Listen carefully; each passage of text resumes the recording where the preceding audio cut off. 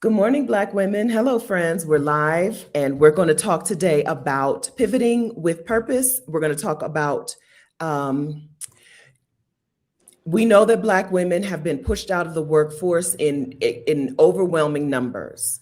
There are Black women who will sink and there are Black women who will swim, right? There are Black women who will need a rescuer and there are Black women who will be the rescuer of themselves. We know it's a scary time, but we're going to talk about what the difference is and how to be your own Harriet, right? How to be your own Harriet Tubman, how to get yourself on the pathway to your future, your liberation. Welcome. My name is Stephanie Perry. I'm a house sitter. I'm the creator of House Sitter School, co-creator of Exodus Summit. I live in Bogota, Colombia. And on this channel, I talk to Black women about moving abroad, about sabbaticals and career breaks, about bopping around the world as a nomad, about embracing ease. If you're interested in these things, hit subscribe. Thank you. All right. I have two very special guests who probably aren't new faces to you. And so you know what we're going to be talking about. I have two special guests today who have been on both sides of this conversation, who are in the world, in the space of helping Black women be their own liberators. Okay. And so we're going to have this conversation with them today. Good morning, Prill. How are you? Good morning. I am fantastic. How are you? I'm doing great. Introduce yourself to everybody. Hello, everyone. I'm Prill, known here on YouTube as Positively Prill. I would say about almost 2 years ago now, I moved to Mexico. Actually, I'm back in the States now for a few months while I rediscover what's next. But yeah, I have been working in the Exodus et al., working with Dr. Kamani, Marissa Price for the summit that we're going to talk about as well today. But yeah, so that's it. I'm here. Good morning. It's early. Good morning. So they're both on West Coast time, friends. So it's 7 a.m. Okay. But so thank you for being here. We appreciate you so much. Hi, Dr. Kimani. Hello, Stephanie. Hello, Vicarians. I'm Dr. Kamani. I'm a licensed clinical psychologist. Hello, I'm looking at everybody in the chat. I started getting distracted. Okay, so hello, everybody. I'm Dr. Kamani. I'm a licensed clinical. Hey, Clementine. Licensed clinical psychologist. Toxic job survivor, but I love to say I'm a toxic job liberator for Black women. I have a YouTube channel, Lifting As We Climb Consulting, where I talk about ways to support Black women who are in toxic jobs. I'm also the co-founder. I say Marissa. Hey, Marissa. I'm also the co-founder with Marissa Price of the Job Liberation Virtual Summit for Black women, which we're going to be talking about today. The Job Liberation Virtual Summit talks about ways to help Black women replace their income, whether this be pivoting into another job or creating their own business, how to identify options for their health insurance or retirement, as well as creating multiple streams of income. This year, the summit not only helps Black women who are in toxic jobs, but also helps Black women who've been laid off or pushed out of the labor market. Or if you think, I need to have an exit plan because you see what's going on with Black women in the workplace. That's right. I think today, if you're a Black woman in the United States, either you've already been impacted or you're preparing to be impacted by the mass disenfranchisement of Black women. Is that the right word? Anyway, I think that Yes. is when you talk to Black women right now, what is the common, what is the common theme of conversation in your own Anxiety. Yeah. Anxiety. Yeah. Anxiety, uh, sadness, disillusionment, feeling that, they did everything that they were supposed to do. They got the degrees, they got all the certifications, they did everything they were supposed to do. And getting to that point and feeling like, wait a minute, how is that I did everything? I worked up and above. I took all the extra assignments. And then I'm in a position of people who are not as talented as me. I'm the one getting laid off, or I'm the one where I'm questioning all the time, am I going to be laid off? And how did I get in this position? And how is it that I am so scared of losing my job and I'm scared about my survival because that's my only stream of income. So that's why Marissa and I were very intentional of thinking about with the speakers and the topics that we're talking about at the summit, very Mhm. intentional thinking about what are the things that we need to know as Black women to help us, right? So multiple streams of income is essential for us because we don't want us to be reliant on a job. Because if you think about, oh my God, I can't leave this job because it's that only stream of income, right? Yeah. So the multiple streams of income. But yes, so a lot of my therapy clients are terrified right now, and Yeah. a lot of them have been laid off. Yes. And also, Stephanie, the vicarious traumatization. So when you see so many Black women have been laid off, now Yeah. you're traumatized because you're seeing Black women who look like you, and Mhm. you're thinking, oh my God. So you feel that sense of helplessness, hopelessness. And what Mhm. that can do is make you not only terrified and heartbroken, but it can cause a sense of panic and terror, and that sense that I need to stay put wherever I am. And it causes that sense of like fight, flight, or freeze response, right? So I need to just stay wherever I am. I need to just fawn and not do anything. And Right. that doesn't help us. And so we need to be more proactive and thinking about what is our plan, right? So not be stagnant because that's not going to help us. We have to think about how we're going to pivot. Yeah. Yeah. Good morning, everyone. If you haven't said good morning yet, please do that. Okay. Don't act brand new over here. Say good morning in the chat. All right. I read an article that said a woman named Amanda Nataro said this. She said, "We fought hard to get a seat at the table, and then they just removed all the chairs." Mm. Right? If you've been a Black woman who has spent your career making sure that have your place at the table, making sure that you have risen to a certain level, and Hmm. then just have had that yanked out from under you, Hmm. it's more than just disorienting. Yeah. It's demoralizing, and it can cause more than just regular everyday job loss sadness. It adds on to it all of the expectations and pressures of being a Black woman, Hmm. all the um all the all the all of that, right? It's Yeah. more, it's not, it's there. A lot of us have experienced job loss. But when you experience job loss at a time when people are making it clear that this was on purpose and this is intentional, and it's not personal at all. Like, it's not about you and what you can do or can't do or what you deserve or don't deserve. It's just about a group of people saying, we don't want Black women to have these things. Hmm. Um, I can't imagine how crushing that can feel. Yeah. It's And it's soul crushing. yeah, Can I let me go ahead and please. slide in? Hold on, let me Hmm. put my finger up real quick. Let me slide in. So for me, I felt so much shame and Mm, guilt because, and for those of you who may or may not know, I was a teen mom. So I got pregnant at 16, had my son at 17, went off to college at 18.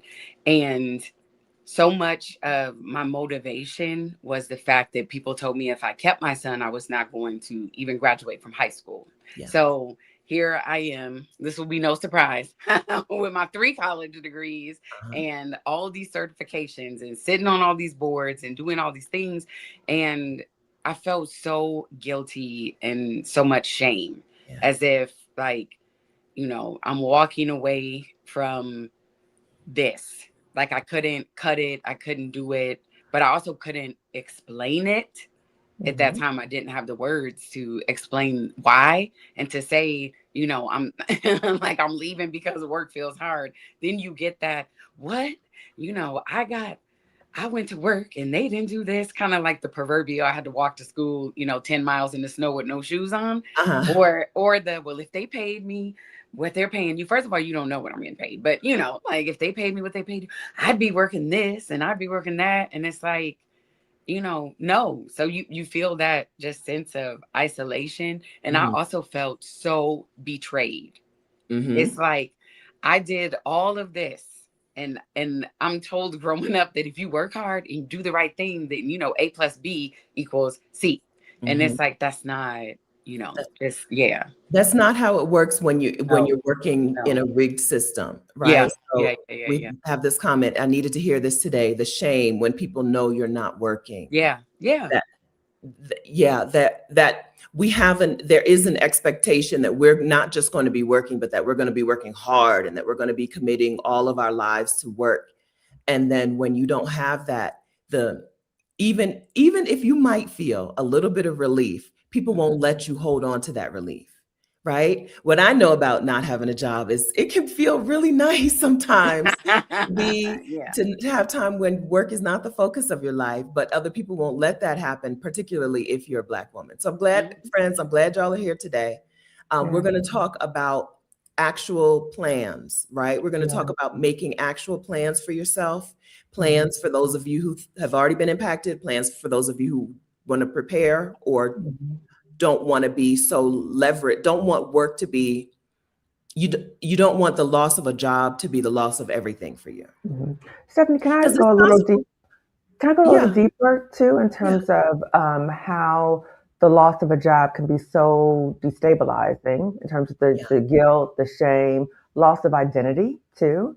So a Mhm. lot of times our identity becomes fused with our job in many yes, ways. So when we introduce ourselves, we introduce our job title, we talk a lot about our jobs.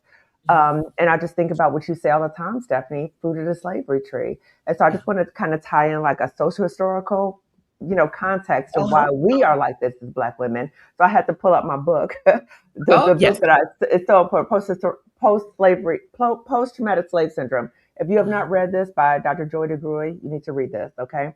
But it really talks about how the ramifications of slavery are still impacting us to this day, and how, as Black people in the United States, we were brought here to do labor. So now labor is such a core element of how we view ourselves. And so it becomes synonymous to how we define ourselves. And so if you're not working, right, or if you're not proving yourself through your labor, then you're considered to be lazy, yep, right? And Mhm. yep, so we cannot stand if somebody calls us lazy. So then we overworking. We're all the time overworking, always doing something, right? And so we take it as a badge of honor to say, I'm always busy. I'm busy. I'm busy. I'm busy. I'm yeah, busy. I'm busy. But that's Mhm. a trauma response. That is a trauma response. But we don't recognize that, right? uh, And so we trauma work to an early grave, right? But we don't understand this is from slavery. These are the mhm, ramifications of slavery. And so we have to understand that when we're overworking and we feel the need to always work, work, work, work, work, and we feel like, why do I feel less than if I don't have a certain job, or I feel less than because I got laid off? mhm, What is that really about? Yes, some of it is survival, absolutely, right? I need to have a paycheck. We understand that, right? yeah, And we're going to talk about that with the summit. We yeah, understand that. But a lot of it is how we were brought up as Black people, that's right. because we were brought up to center jobs and Yeah. and work, Work. right? So we Hmm. have to understand where this all comes from. So again, if you have not read this book, That's right. then I really suggest that you read this book. That's right. I'll find a link to it. I'll find a bookshop.org link to the book and I'll put it in the description of the video for later. So if you're watching the replay, hello, friends in the future. I hope it's awesome there. I'll put a link to the book there. I don't put Amazon, I don't use Amazon anymore, but I'll find a bookshop.org link to Dr. Joy DeGrue's book. She Mhm. calls it post-traumatic slave syndrome. Yep. I like to call it fruit of the slavery tree. Yes. Mhm. A lot of Mhm. Yes. what we think about, like just ourselves as people and what life is supposed to be like and how we're Yeah. supposed to live, a lot of that comes from slavery, Yeah. Absolutely. right? Yeah. Absolutely. That's why I have on this shirt Marissa Design. Isn't it beautiful? Marissa Design is free Beautiful. Black woman, right? And Yes. so we have to think about, like, and I always think about this too, like, how am I channeling my inner Harriet Tubman? Like, Yes. what would Harriet say right now? You know what I'm saying? So when we're in a situation and we think about pivoting, what would our inner Harriet Tubman say? Because she's inside, she's Yeah. it within us, but there's so much fear around us sometimes that we tell Harriet to shut up. We Yeah. tell Harriet, I can't do that, Harriet. So what would your inner Harriet say to you? And if you don't know, well, I don't know how to get out, I don't know what to do, then you Mhm. need to find people or situations that can help you, such as the summit, to help you find a way out or to help you get support. But don't just stay in situations or just stay in the fear, because nothing is going to get better if you just stay stuck. That's right. That's what Erica says. Harriet would say, this is some BS. That's right, Erica. So I would think that there is, we have had times in the past where we would just say, I'm going to wait on something to fix this problem for me, right? Whether it's the Lord will provide or something, I'm going to wait on something. What I'm seeing now in Black women, I asked y'all what you're seeing now, and you're seeing anxiety and sadness and panic. What I'm seeing now with Black women is they're not going to fix this, right? The white people who cause these problems for us are not going to fix this problem for us. And so I need to pivot, right? I need to make some changes. I don't think that the workforce is going to, I don't know. I don't know that the US workforce is ever going to return to what we need it to return to. If a lot of new technology is wiping jobs out, period, and a lot of industries, corporations are not valuing human touch, right? I think a lot of these jobs are not going to return. And so what I think is we're figuring out ways to support ourselves to make money that don't require us to return to the traditional workforce. So Pearl, do you want to talk about, one thing about me, when I interview people, I always think there's some things I should ask them if we can't talk about ahead of time. But then I wait until we're live and I'm like, do you want to talk about this or not? So Pearl, do you want to talk about how you are making a living outside of the traditional workforce at your young age? I think you're younger than Kimani and me. I think I'm 51. I think Kimani is under that. No, I'm 55. 55. Okay. And then Pearl, I think you're a little less than me. Yes. I love how you said at my young age. Mm-hmm. Your young age. Yes. I just had a birthday last Friday. Oh. Or wait a minute, no, Saturday. So I'm 48 now. 48. Happy birthday. Thank you. Thank you. Yes. Yeah, so I did return to corporate actually. Okay. For, a select period of time. But yeah, so I have my clients, and then I luxuriate. When people ask me, what do I do? I say I luxuriate. If they ask me what I do. Yeah. Because I think who asked me what I do when I'm abroad. No. It's not people that look like us. But yeah. So you spent how much time in Mexico? Almost 2 years. 2 years. So you find that they don't care about that. Those people don't ask what you do. No. But it's American people who are like, what do you do? Yeah. How are you here? And I've had some Black people ask me that are new there, but no. I typically get asked by white people and white men specifically. Yes. They just want to know what I do.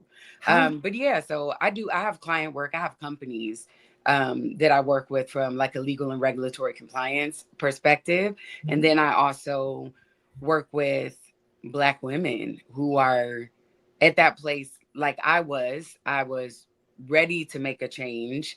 I'd gone past that. Do I need to make a change? I want to make a change. Look, because that's what I sound like on the inside. Like, I want to make a change.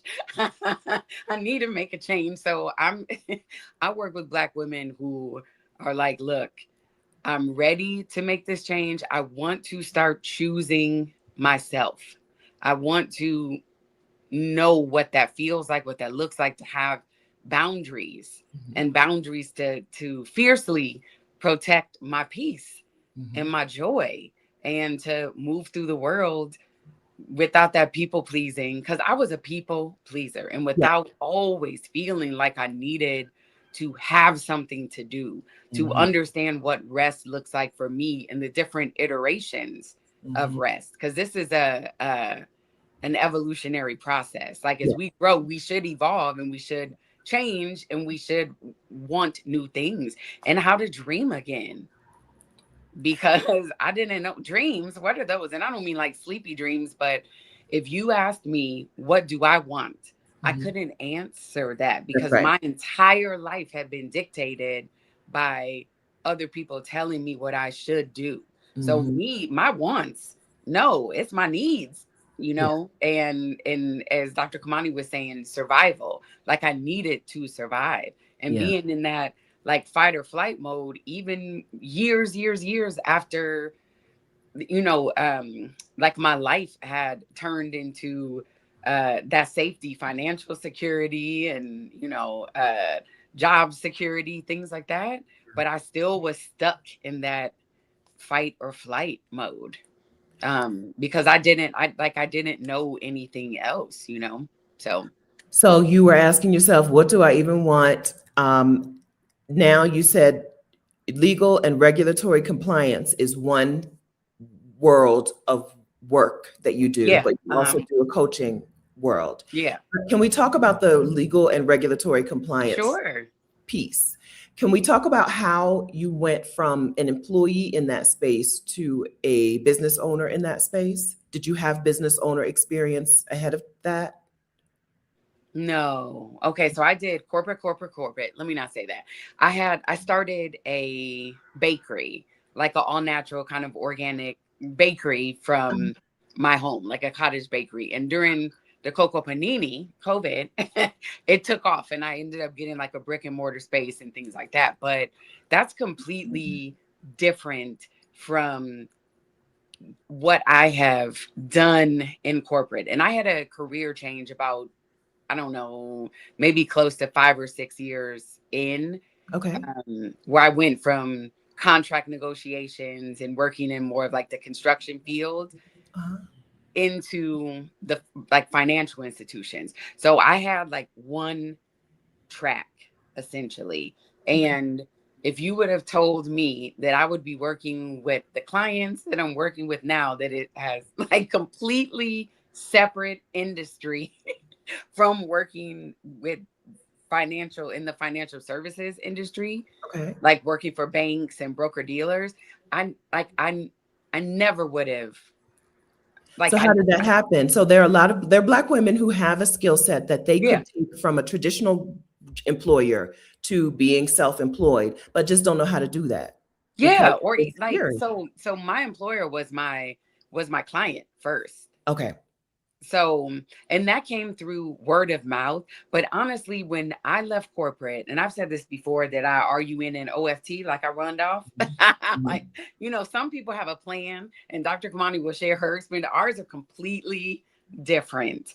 I had just a horrible experience. It was getting just increasingly worse. And at my last, I guess, corporate job in the financial services industry. And I just kept thinking, well, if I work harder, if I work more, maybe I can prove to them Yeah.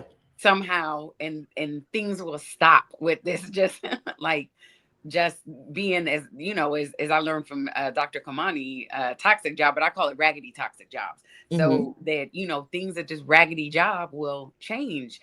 And there was an incident that happened with my EVP, and at a leadership offsite, I was one of two women in the room. I was the highest ranking Black woman at a company that had thousands of employees at a global organization. So Okay. that'll tell you right there that just, should not be. But long story made short, that white man got in my face. He was yelling at me. He was foaming at the mouth. And in the moment that I've talked about that I remember the most was sitting there. And as he's yelling at me, I could feel his like spit Hmm. hitting my face. Hmm. And like one of it hit, like, look, as I'm I'm touching it, because I remember when it hit like just this part of my lip, and just like, what? I couldn't go off. I couldn't go off because I can't go off, but also I was paralyzed. Yeah. I was paralyzed. I'm here with people that report to me. I'm here with my peers. He's Mhm. telling me, what do basically, well, basically, he said that I should be grateful, and, just all of these things, and yelling at me, and the humiliation that I felt, the confusion that I felt. Girl, I got in my car. Okay. After that offsite retreat was over. And something else that I remember is that day I came late because I was so stressed out that I was having these nosebleeds. And I mean that my nose would bleed for an hour, and it would just start happening because my blood pressure was so high. I was so stressed out. So I'd gotten there late. And that's where at our break, he just started popping off on me. Anyway, so I got in my car and I left. And of course, because I didn't know what else to do, I started 3 businesses in a nonprofit. Like, Yeah. I started 3 businesses like in succession, and they all had the nerve to be lucrative. They all had the nerve to like, and that was almost like I was trying to escape to that because I didn't know how to just sit still. Yeah. Like, I had always been busy. And here I am now gone into working, as an entrepreneur, when if you remember, this was 2018 and 2019. So Okay. it was the almost the height of that hustle culture, and you can sleep when you're dead. And so now I'm looking for some type of guidance and to just feel like I have my footing, because as Dr. Kamani said, I was having an identity crisis. Yeah. Everything that I knew had been removed. The Yeah. ground opened up and swallowed me. So I'm trying to doing my best, desperately trying to find my footing. And here I am with mostly men telling me with this entrepreneur speak. So now it's the same thing, and it's reinforcing this. I don't want to say bad behavior, but it's reinforcing everything that I've done, because this is my business now. So now I can justify it because these are my businesses. But eventually I ended up just like walking away from that, putting it on ice for a couple years. And a former coworker of mine hit me up like, "What are you doing? I need, some help." He had started his own business, and he said, "Hey, I need some help. Can you go in and, do like an external audit of one of my clients?" And that led to more, which led to more, which just led to me doing client work and expanding my skill set in different industries. But if you would have told me that I would end up in even in crisis management, so just even how the different industries that I've gone through in just the past 2 years, I never would have known that. At all. So that's, one of the things that at the summit that, and even with like Exodus Summit, because that's how I discovered you, like a couple weeks before Exodus Summit of 2022. But seeing that representation and knowing that you are not alone. I was all by myself going through this. I didn't tell anyone, because a couple people that I did tell them, "Well, what about this? And what about that? And what are you going to do for this? And what are you going to do for that?" So it is important that you understand that your skill set is yours. That's one thing that these raggedy companies, and there's some good ones, because and my client was a great company, but that's one thing, that your education and all this overworking that you did at that job, all of these skills that you have, that goes with you. They can't, they can take a whole bunch of stuff, and you can leave a whole bunch of things there as far as the baggage, as far as the drama, things like that. But they cannot take your skill set. And that's something that can be applied in unimaginable ways. Your skill set and your network, right? Yeah. Oh, yeah. So you said the person who reached out to you was a former coworker, right? Your people and your skill set and your network you carry with you, and your knowledge, like actual know-how, and those are the things that are valuable. The actual employer, as a person who's had jobs and then who has had her own thing, right? The actual employer is a wonderful middleman for getting you clients, but the actual employer is not required for you to do the work. Right. So if you learn how to get clients for yourself, forget that employer. Right? You don't need the employer.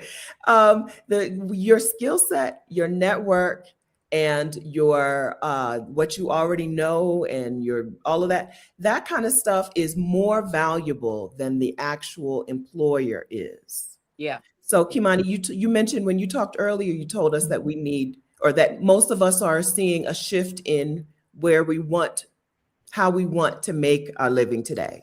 You Mhm. mentioned streams of income today. You know, I Mhm. like to call them rivers of income. Yes. You mentioned the streams of income. The job is no longer seen as the great hope for our future. The job is no longer the more stable way to make money. It's Mhm. now having streams or sources of income. Mhm. So, what does that look like for women who have spent their lives in a job who need Mhm. to then parlay that job into sources like streams of income? Well, it could look in different ways. So you could be currently working a job and starting a side hustle so that your job, you could start your side hustle while you're still working, or Mhm. if you've been laid off, then you have that more concentrated attention to start your own business. So I just want to be clear that the summit is for Black women who want to pivot into another job, or if you want to start your own business, or a combination of both. Yes. So when you think about multiple streams of income, as Pearl said, we have so many transferable skills. Mhm. And part of the thing that we need to recognize as Black women, we need to unleash the mental handcuffs that we have, that we think that that job is the only place where we can make money, right? And I'm saying that because I used to think the same thing, which is ridiculous because the skills, the talents, the education, the degree, all the stuff that you have for you to get that job, you can utilize that somewhere else, okay? So we have to first unleash that. So if you need to be in therapy or whatever that is, to say, wait a minute, I can do this somewhere else, and think about what are the things that people already come to you about, and they're like, oh, you're really good at that. Or they might be coming to you like, oh, you're really good at this, can you help me with this? Girl, don't stop giving your goodies away for free, for Yeah. real. Okay, start charging for your goodies. Don't give your goodies Yeah. away for free. And so that might be one of your multiple streams of income. And so start thinking about ways that you can start charging for your talents. But you might really need to take an inventory of what are all the things that you currently do at your job or that you used to do at your job, and what are some potential income streams. So that is what we'll be talking about at the summit. Mhm. Okay. So how to identify your transferable skills and what are the opportunities for multiple streams of income. And you might think, well, I don't have thousands of dollars to start my own business. There are different ways for you to start your own business without Mhm. a lot of money. So that's the mindset trip, right? And Uh, sometimes we talk ourselves out of things before we even pursue it. So let's not do that either. that's right. Okay. That's a fear-based Mhm. response. And I want to do something biological really quick. I've done this before, but I Okay. think it's important for us to do this, right? So right now, and especially with this vicarious traumatization of seeing so many Black women laid off, with these crazy times we're in right now. These are like crazier upon crazy times we're in right now. So when we're in this state right now, many of us can feel very unsafe, right? There's a lot of psychological unsafety right now. So when we are perceiving that we're in a dangerous situation, which we are, we can feel like we're in a fight, flight, or freeze response, Yeah. right? So Prill talked about that in that work environment, but now we're looking about that in our whole environment. Uh, When we're in a situation where we feel unsafe, our brain is perceiving we're in danger. So then our amygdala and our brain is like, uh-oh, we're in danger. So the fight, flight, or freeze, fawn response takes it over, right? yeah. So Yeah. what happens with many of us is we're like, uh-oh, I need to just stay put. I'm just going to just stay put. And I hope that nothing happens. I'm just going to pray it through. And I'm just going to I'm just going to sit through and just hope everything's going to be okay. Yeah. Okay.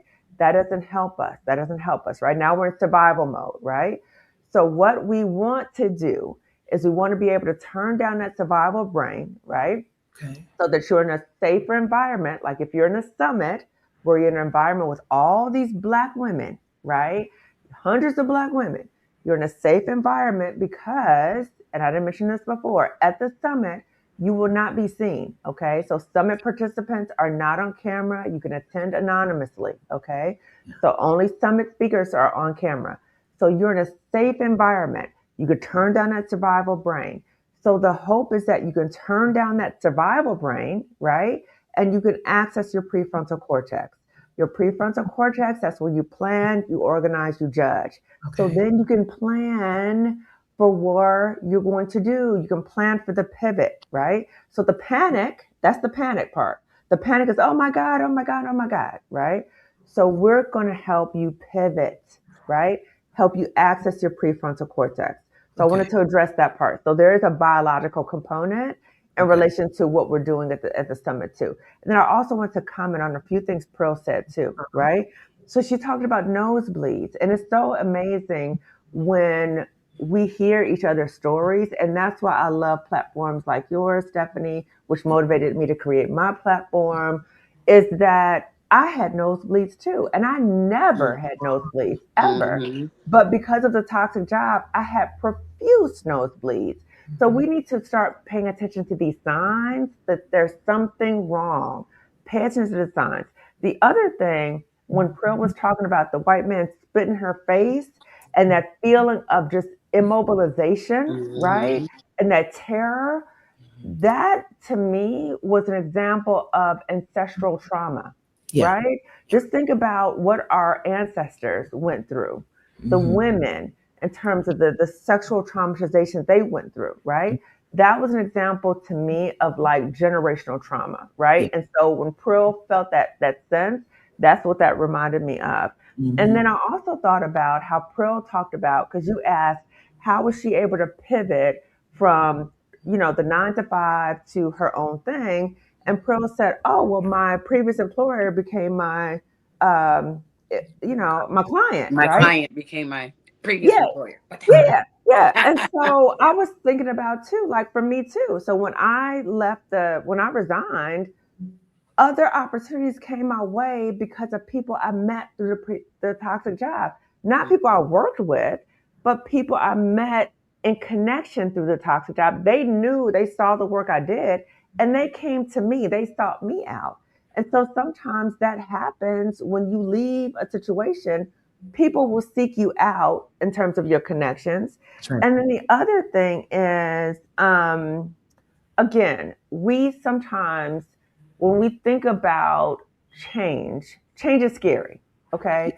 And I want to validate that. It is scary. I'm not telling people, oh, just do whatever. Oh, you've been laid off. Just embrace it. It's all good. This is scary. It is scary. Okay.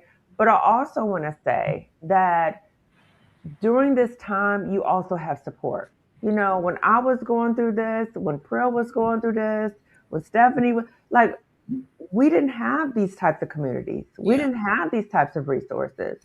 And so now you do. Yes. You do. Yeah, the idea that you're supposed to struggle through things on your own is over. Okay, over. Yeah. We don't do Yeah. that anymore. The idea that you're supposed to figure things out on your own, that you don't share it with people when you're struggling, you don't tell people when you need help, you don't reach out Yeah. for help. Maybe that is how you've had to live your life in the past, right? But that's not today. That's not, I like to let people, I like to explain it this way. The lone wolf is the most vulnerable wolf, right? The wolf who's out here like, well, let me find my own food and my own water and let me keep my own self safe. DED. That wolf is going to be dead in no time soon. And no notes in no time, because we're supposed to be in packs. Mm-hmm. Humans are also supposed to be in community. We're also supposed to be together. We're supposed to do things together. And one of those things that we do together is recover from hard times. We're supposed to do these things together. I watched a video just this morning of a man who said, I don't have any food in my home and my paycheck doesn't come for another week. And so I'm going to a food bank, right? And nobody would be like, don't do that. Figure it out. Right. Right. Figure it out on your own. But when it comes to support for something like this, I'm either out of work or I need to make a plan for something. This job's gonna kill me or something. We're like, oh no, I'll figure it out myself. I'll do it myself. No, we get support. We get help. Yeah. The days of figuring it out on your own and doing it all on your own, that may have been a real way that you made it, but that's not the way that you thrive, and that's not the way that you live a good life. That's Yeah. hard. And Yeah. so we get support. So the Job Liberation Virtual Summit for Black Women is online May 1 through 3. I'm a speaker at the summit, again. And this is a time when you can sit down and learn how do I turn my existing skill set into a stream of income? And then how do I turn a stream of income into multiple streams of income? How do I create an exit plan? Right? Because like Dr. Kimani said, it is super scary. It's super scary to step out from what you've always known. But, it takes a plan, and it takes other people saying, here's how I did it, for it to become much more realistic for you, right? How do I take an inventory of my skill set? How do I access my prefrontal cortex when the other part of my brain is overstimulated, right? These are things that we're going to do inside of the Job Liberation Virtual Summit for Black Women. How many years is this for your summit, Dr. Kimani? This is the third year. So each year we've had 300 Black women in attendance. So hopefully we surpass that number. That's right. So we'll talk a little bit more about the summit. The link is already in the description of this video, and it's here in the chat. We'll talk a little bit more about it as we go. Stephanie? Yeah. I made a couple notes because there's a couple things I wanted to hit. Is that all right? Okay, so a couple things. The first thing is that I really want to encourage, there's no other way to say this but to say it. I want to encourage Black women to let go of that feeling as if they need to serve. Because I grew up in church, and in church they told us, like it's better to give than to receive, and we have to serve. And even when you start your own business, this is the first time I've done this or whatever. I'm just going to do it for the exposure, the experience, and not charge people. Okay. No. And when I used to work with businesses on helping them, helping women, and it ended up like the majority of the people, the high 90th percentile ended up being Black women, but I would help them translate their skill sets into a business. But I would tell them, like, you should be charging approximately 3 times what those people paid you.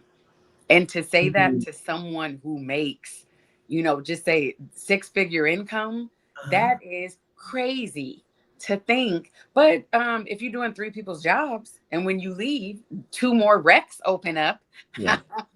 Okay, so it's all right to charge. So let go, or do your best to begin letting go of that. I have to just serve. Something else too that I want to say is all jobs are not raggedy and toxic. and it's okay to like working. It is okay to want a 9-to-5. I say everybody is not meant to be an entrepreneur. So I know that that's something that, that it may seem like, okay, well, if I don't want to start my own business, or I have to start my own business because 9-to-5s are bad. 9-to-5s are not it for people like me. I'm not meant to work for someone else. I'm just not. I've never been meant to work for other people. But there are instances where you do, money grabs. That's why I went to get a job, decided to go and work for my client, because they'd been asking me, but it's like, I have things that I need to do, and I have monetary goals that I want to make. So it's easier for me to get a job. But this version of me showed up to work. That was when I used to wear washing. I don't want to get on camera. So guess what? I'm not. And the organization wasn't they are like a no camera. Most of the people did not get on camera. They're okay with that. So there's places that when you have your boundaries, and when you have a plan and you are focused, you're going in, you're not going to be in there volunteering for work. Because that's what I call it. Volunteering for work. Oh, I'll do it. Like, no, I'm not doing nothing. Okay. Because I say that as you say, to do as little as possible. That's how I felt. And my 5%, is everyone else is around 100. So my goal was to stay under 5% of doing what I can. So that's what I like to see women have a different idea of what work is and what a job is. And I love to see women who are like, oh, I'm getting a job for a few months, right? Or maybe a year. I'm taking a A year. contract for whatever amount of time. We're used to the idea of you get a job and you work until you're at least 65. Yeah. No, it doesn't. You can come in and out of the workforce if you want. If you want to work for a while, if you want to have your own business for a while, if you want a sabbatical for a while and do absolutely nothing. These things, there should be a flow to these things in your life. And if we normalize it, it's normal, right? Yeah. If Black women make it, if Black women normalize it, it's normal. When Black women say this is how things go, it's how things go. And so this is it's a trend. I don't know. It's a thing that we can establish. We don't have to always have a job. I love the idea of mini retirements in your life, right? You retire for this period of time, then you go back to work. You live like a retiree for this period of time, and then you go back to work. But I think that you saying entrepreneurship is not for everybody, I agree with that. I agree with that because entrepreneurs have to be on top of all of the things that what your employer used to do for you is get you clients, right? Whatever your job was, whether it was working for a bakery or working for a tech company, your employer got you the clients that you served I worked in the bank. I worked in I worked for in a bank and I worked in a pharmacy, right?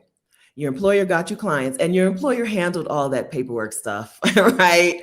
How much money do you put into the Social Security pie? How much money do you put into this? They did the accounting. You have a pay stub and all the accounting and bookkeeping is done for you. Those are things that an employer does. When you don't have an employer, you do those things. You may not like doing those things. You may not like being the bookkeeper and the client getter. And so, yes, to traditional jobs, if your traditional job is not a raggedy toxic job, then yes to it. But most of us, I'm going to say most Black women need to leave the raggedy toxic job and need to do what Kimani told us, get an inventory, get your skills inventory together, access your prefrontal cortex and do some problem solving. We need to do those things before we can get in a position to get the job that is a better fit for us. Exactly. It's really hard to get a job that's a good fit when you're operating out of scarcity and fear and anxiety and shortages. Yep. Yeah. There was someone who put in the chat that asked how does she start because she skills, everyone's not corporate girlies. You know what I used to tell my clients, like if you have ever planned, made reservations, planned a baby shower, taken a class, like we have skills. We do. We may not realize it, but we do. And then also, yes, technically, because of the nature of what I do, of course, I'm always going to be, not always, but in the legal and regulatory space. But I told you, I started a business as a baker. I'm like, and I would have stayed doing that. And how does that look? Like 3 college degrees, all of these industry certifications, all of this, just litany, this long list of things that I was a part of that left to be a baker. I loved doing that. So don't limit yourself to what you do. One of the people who used to work for me, she left law to work at Sephora. She always wanted to work at Sephora. And that's what she did. So how does that look? You were an attorney, but you want to go and work at Sephora. But it made her happy and she loved to do that. As you say, Stephanie, like, what do you say? Like, we can be whoever we want to be, or we can reinvent ourselves. Like, we have options, but we've not been told that we have options. No. Like how I said, we have been raised, like, we're all of a particular age where there was college prep track, vocational, or like ROTC. So you either were going to college, you were going to have a skill, which that really is where that's where the money resides. So those people who were in vocation, in voc as we called it, but those were the people who weren't smart enough to go to college. So that was frowned upon. And then if you went to the military, that was, you didn't have the discipline to go and get a skill. You really need it. So that was like a rung it down even further, just from like the elitism that says that you have to go to college. So really, like, release. It's almost like forget everything Yes, that it's you have been exactly that. told. It's and, exactly and that. find, like, just go out there and just try. And it's okay if you don't like it, because guess what? We have options. So we try something else. And if I don't like that, then I'm going to try something else. Or if So I do like this, when I stop liking it, I'm going to try something else. So I'm a witness, right? So I went from college to the army to being a house sitter, right? I've done it. I've been on every track possible. And I'm here to tell you that nobody is happier than anybody else, except for the people who chose their track, right? Yeah. The people who are forced onto a track, they're all unhappy, right? I have girlfriends with PhDs who hate the work that they do, and then they go and work on Broadway as a dancer, right? And I have girlfriends who did the opposite. It's everybody who feels like they were forced into something that they didn't choose hates it, right? So give up on the idea of I'm not on this level, or this is more respectable than this. This type of work is more respectable than this type of work. Do what you want to do. As a house sitter who stays in people's homes to get free accommodation, I feel like the smartest woman in the world, right? Like I feel like such a genius because I'm doing something that I enjoy doing. Even I don't even get paid to house sit most of the time, but I get a free place to stay, and it freed me up to think about what else I wanted for my life. So all that to say, what Pearl said is right. None of it, you have to unlearn all of that. You have to unlearn all of those structures, all of that hierarchy that we've been told as Black women that we're supposed to be achieving towards. You have to unlearn it. You got to live this life. This is your life. We only, as far as I know, it's the only one we get. And when you look back on your days, the people whose validation you try to live for, they're all going to die. All of those people are going to die, and it's just going to be you and your life. Okay, so yes. So unlearn. So first step, where do I start? First step is unlearn this is more important than this, or this is more respectable than this, okay? Second step, Kimani laid it out in her grace. Kimani laid it out for you. Take a real inventory of your skills. If there's something that you want or dream to do or have a desire to do, and your skills match up with that, you're in a wonderful position. But if your skills don't yet match up with that, then that's a skill you can go and acquire. There are very few things in this world that we dream to do that we just cannot do, right? Unless you want to be a professional. I don't know. There's not a whole lot of, your skill set is pliable. So inventory of what you want to do, or inventory of what your skills are, and then some time to think about what you actually want to do. Match up your skills to the things that you want to do. And if something is lacking, get that skill, acquire that skill. Okay? Is that the right, am I right about this starting point? Absolutely, absolutely. I just wanted to just add just a little bit more, and I want to call our sister in a little bit in terms of the therapy part. Okay. And in addition to that, sis, right? So if you feel like you need support, I would definitely say come to the summit, because that's something we're going to be talking about, right? Is how to start, right? How to identify those things, how to identify your skills, and how to start, right? And the summit is not just for people who are in corporate, no, right? I don't want people to listen to this conversation and think that the summit is only for Black women who are in corporate spaces. It is not, okay? The other part, and I don't know if I'm reading too deep into this because I am a therapist. I don't know if I'm reading too deep into it, okay? But if there's any Black woman who questions, I don't think I have skills, or I don't think I have enough skills, or I don't think just like Pearl said, just like Stephanie said, we all have so many skills. And I think sometimes we downplay how many skills we have, right? And the fact, if we've ever gotten a job, let me tell you that you're overqualified. Like, you have so many skills, you have an abundance of skills because they don't just pass out jobs to us. They don't. They don't. Other people are mediocre at best and they get jobs. We don't just get jobs like that. So if you've ever had a job, let me tell you that you are overqualified for something. Okay. Right. Now, if you still have this nagging feeling like I don't think, maybe therapy might be an option for you because maybe that's kind of tapping into some other feelings or unresolved issues. Okay. So maybe explore that. I agree with that. I agree. If you hear us saying, if you're an adult Black woman, you have a skill set, you have an important skill set that you can take to out into the marketplace. And you're like, no, absolutely, I don't. There's a block. There's some sort of block there. Yeah. Right. Because, yeah, there's some sort of block there. And you're right. It may be natural, or I don't know if it's natural, but we often underestimate underestimate what we do. Here's a way that I see women tap into their skills, right? They look at what someone else is doing and they're like, oh, I could do that so much better.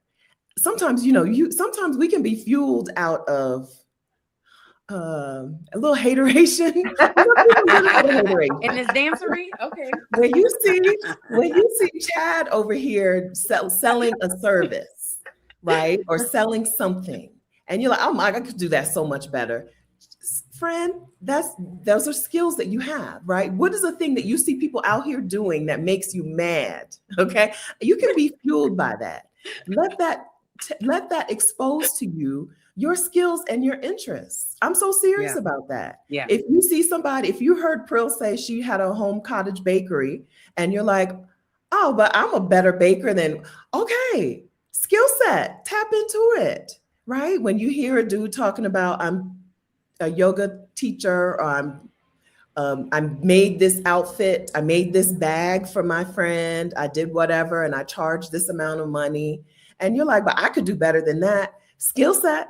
Okay. What for me, it's I'll tell you mine. Okay. My hateration happens when I see someone teaching people how to grow a YouTube channel. And I'll be like, you only have X subscribers. I have 200,000 subscribers. Skill set. I have a skill set, right? The things that you may already know your skill set, but if you don't, sometimes it's the things that you see other people doing that really piss you up. Oh my God, can you believe they charge this for that? Use that to inform your decision making, right? Make some decisions based on things that fire you up inside, right? My mom was a hospital chaplain, absolutely, I think, born to be a person who cared for people in their time of death and their families. As a child, she read obituaries and prayed for people in the newspaper, right? Skill set. But did she know, how did she tap into it? People kept saying to her, this is a thing. This is a thing that you could be doing, right? She got a degree in early childhood education, right? Absolutely not inside of her wheelhouse until eventually she's like, oh, you can be a chaplain. You can go to school and become a chaplain. And right, the things that you see other people doing that upset you, they're not doing it right. This is let that inform you. I believe I've seen a lot of women have some light bulbs turned on by the things that make them mad about how other people are moving in the world. I believe in being fueled by it. I believe in, instead of ignoring jealousy and envy, be fueled by it. Let it talk to you. Let it talk to you. Oh, we channel that. Yes. Are there any other ways you see women like show up, like figure out their skill set in your own life, in your friends and family, in your therapy practice? Are there other ways that we see people have that little light bulb moment of, oh? Well, like I said, like when people keep asking you, oh, can you do this for me? Or you're so good at this, or, oh, you always help me with this, or that's generally the thing. That's generally the thing. But when you said that, Stephanie, it made me think about, and I know you've heard this quote before about walk with the confidence of a mediocre white man. Like they sometimes don't know what the world they're talking about, but they are just so confident You know what I'm saying? And we know what we're doing, but sometimes we're like, I don't know, I don't know. No, walk with their confidence. And they don't know what they're talking about. At all. I call that Tristan, because I dated a man named Chadwick, so Okay. for years. So in my household it's Tristan from Colorado. And Okay. and you know what's funny is I remember looking at the job, just say certain job descriptions. Hmm. And that's one thing. Stay away from these job descriptions that have everything but the kitchen sink in there, because they're telling you the Yeah. expectation for Yeah. that role, right? But anyway, I used to look at it and say, okay, okay, never mind. I don't meet, points 6 through 10, so I'm not going to apply for this. Whereas Tristan from Colorado looked, I think this might be okay. And then they Absolutely. apply and they typically get the job. But to answer your question, so one of the things that I used to do with my clients, and it's funny that I'm talking about this a lot in this conversation. So I'm over here taking my own notes, okay? Okay. Because I'm like, I keep talking about when I worked with clients, when I worked with like on the business side. I think because I was so burnt out from that, that's one of the businesses that I walked away from. Now, as I'm talking about it a whole lot, I'm gonna have to revisit that when we off here, because it's weird. But anyway, the exercise that I used to run through was put things in 3 columns. The first column is think about every single job that you've had. Okay. And I mean, even if it's your first job, like my first job was a landscaper for a summer program when I was 14 years old. What I loved about that is I got paid $10 an hour when I think it was like 2.75 was the minimum wage. So I Wow. liked the money. All right. Yeah. Another thing I liked is I got to work by myself. All right. So think about all of the jobs or even things that you've done, extracurriculars, church, sororities, boards, whatever, right? Volunteering, HOA. Think about parts that you liked of that job. So I just gave you what, 2 or 3 from my first one. All right. The next column is things that I kind of liked it, but it needs to have an end date. Sometimes I liked it, sometimes I didn't. I've always been really good at doing hair. But I knew I was not going to be a cosmetologist because I don't like it. When I'm done, I'm done. Like, I don't want to do it. I don't want to do it. So think about it like that. I just did my friend's hair and my sisters and stuff for homecoming, whatever. Then that last column is stuff you're like, oh, hell no. Or remember the personalities, the people even that you didn't like. Why didn't you like that? Because such and such got attitude. Let me tell you, when I did customer service, I did not like when the phone rang. But Yes. it, but it's customer service. So the phone is going to ring. I used to get so like, I just got off this call. Now there's another one. And there was a woman named Clorinda who would just do. She was the manager. She'd be like, all right, let's go home. The calls are clear from the queue. So she was hanging up on people. That's not right. Oh. But anyway, so I don't like customer service, right? Mhm. So now you have your list of 3 things. If you are looking for another job, or in my case, I was talking to women who wanted to kind of translate their skill sets to have an idea of what they want their business to be. Now you are looking at things that you enjoy doing in your business, or you enjoy doing. Those are the things that come natural to you. Mhm. Look at that and think about what stuff pops out. For me, I enjoyed baking. So I ended up, starting a bakery. That Uh-huh. middle column are jobs that you may take, companies you may be okay working at, things you may be okay doing from time to time. That Mhm. last column, stuff you want to stay away from. I know I don't like customer service. So that last column, when it's time for you to start delegating, I need someone to answer these emails. I need someone to talk to people. I need someone to do the admin stuff, the bookkeeping, whatever, right? So that's an idea, just a quick exercise of Yeah. how you can identify even what do you want? Because that's how you answer that. Like I said, I had no idea. And these are things that I made up on my own and with the help from my therapist and these exercises that I kind of developed. But that's a really good place to start. Start with those 3 columns. things that you love that you could do, things that, and then stuff, no. So Yeah, that's good. That's good. Yeah. I've worked in customer service too. And oh, that little doop, that little beep. Oh man. Another like, don't stop want. I'm calling. talking to my friends at work. I used to be the person who, at work, I've always had jobs where I kind of made my own extra work, right?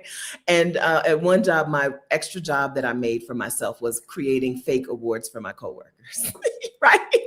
So what did I like about being a credit analyst? I hated the customer service part. I hated being on the phones, but I loved making awards for my coworkers, right? Like I am a talker. And so I like to talk and see what was going on with our coworkers. I had one coworker who was like a semi-professional wrestler, Oh, right? And so one day our team got together. We didn't like his name. I can't remember what name he wrestled under, but we didn't like it. We came up with a new name. You should be Furious George. His name was George. You should be Furious George. Your name is that. right. So we made all this paraphernalia for him one day at work, right? These are the kinds of things that I am into. If you don't know what you're into, it's probably because you haven't you don't take the time to figure it out. Because even in a role that you don't like, there might be some stuff that you really enjoy. Yeah. And not just at work, but just, in your volunteer life, if you go to church, in your church life, there's probably some things that you're doing that you can sit down and examine and see what stands out, what jumps out to you. We're really good at telling ourselves, no, this doesn't matter. So what you like to make fake awards for people. What is that going to turn into? It turned into me being a virtual assistant and being really good at figuring out graphic design. Things worked really in my favor, and they invented a thing called Canva, where I didn't even need to really know what I'm doing. As long as I know how to make it look good, I don't have to know how to do it if I know how to make it look good. You know what I mean? And it turns out that I made a nice and still do a lot of stuff on Canva. Made a nice living making things on Canva because I remembered back in the day, I used to make fake awards for people and fake certificates for people at my jobs. Yeah. Okay, good. So can I add to that too? Because I love that. Did you hate? Yes. Yeah, I love that activity, Pearl. And I think that, it's important for us to acknowledge that not only are all jobs not raggedy and toxic, like Pearl said, but that it's nuanced. You know what I'm saying? So even at a job that might be raggedy and toxic, that there might be some elements that you might like, you know what I'm saying? But you need to evaluate, like a deeper dive is, what are the costs and benefits? Yeah. What are you know what I'm saying? So even if, okay, I like that I make a 6-figure income at this job, right? But what are the costs to that? You know what I'm saying? So I think it's important, once you evaluate what you like about it, what are the costs and what are the benefits to you, and honestly evaluate what that is. That's right. Yeah, because 6-figure. So we all know women who have left high level work to do something that we would consider entry level, right? But they feel better. They feel better. They look better. They live better. Yeah. So now this is my quick plug for moving abroad. Being able to do something on the internet where you can make money, even if it's not quote unquote good money where you live today.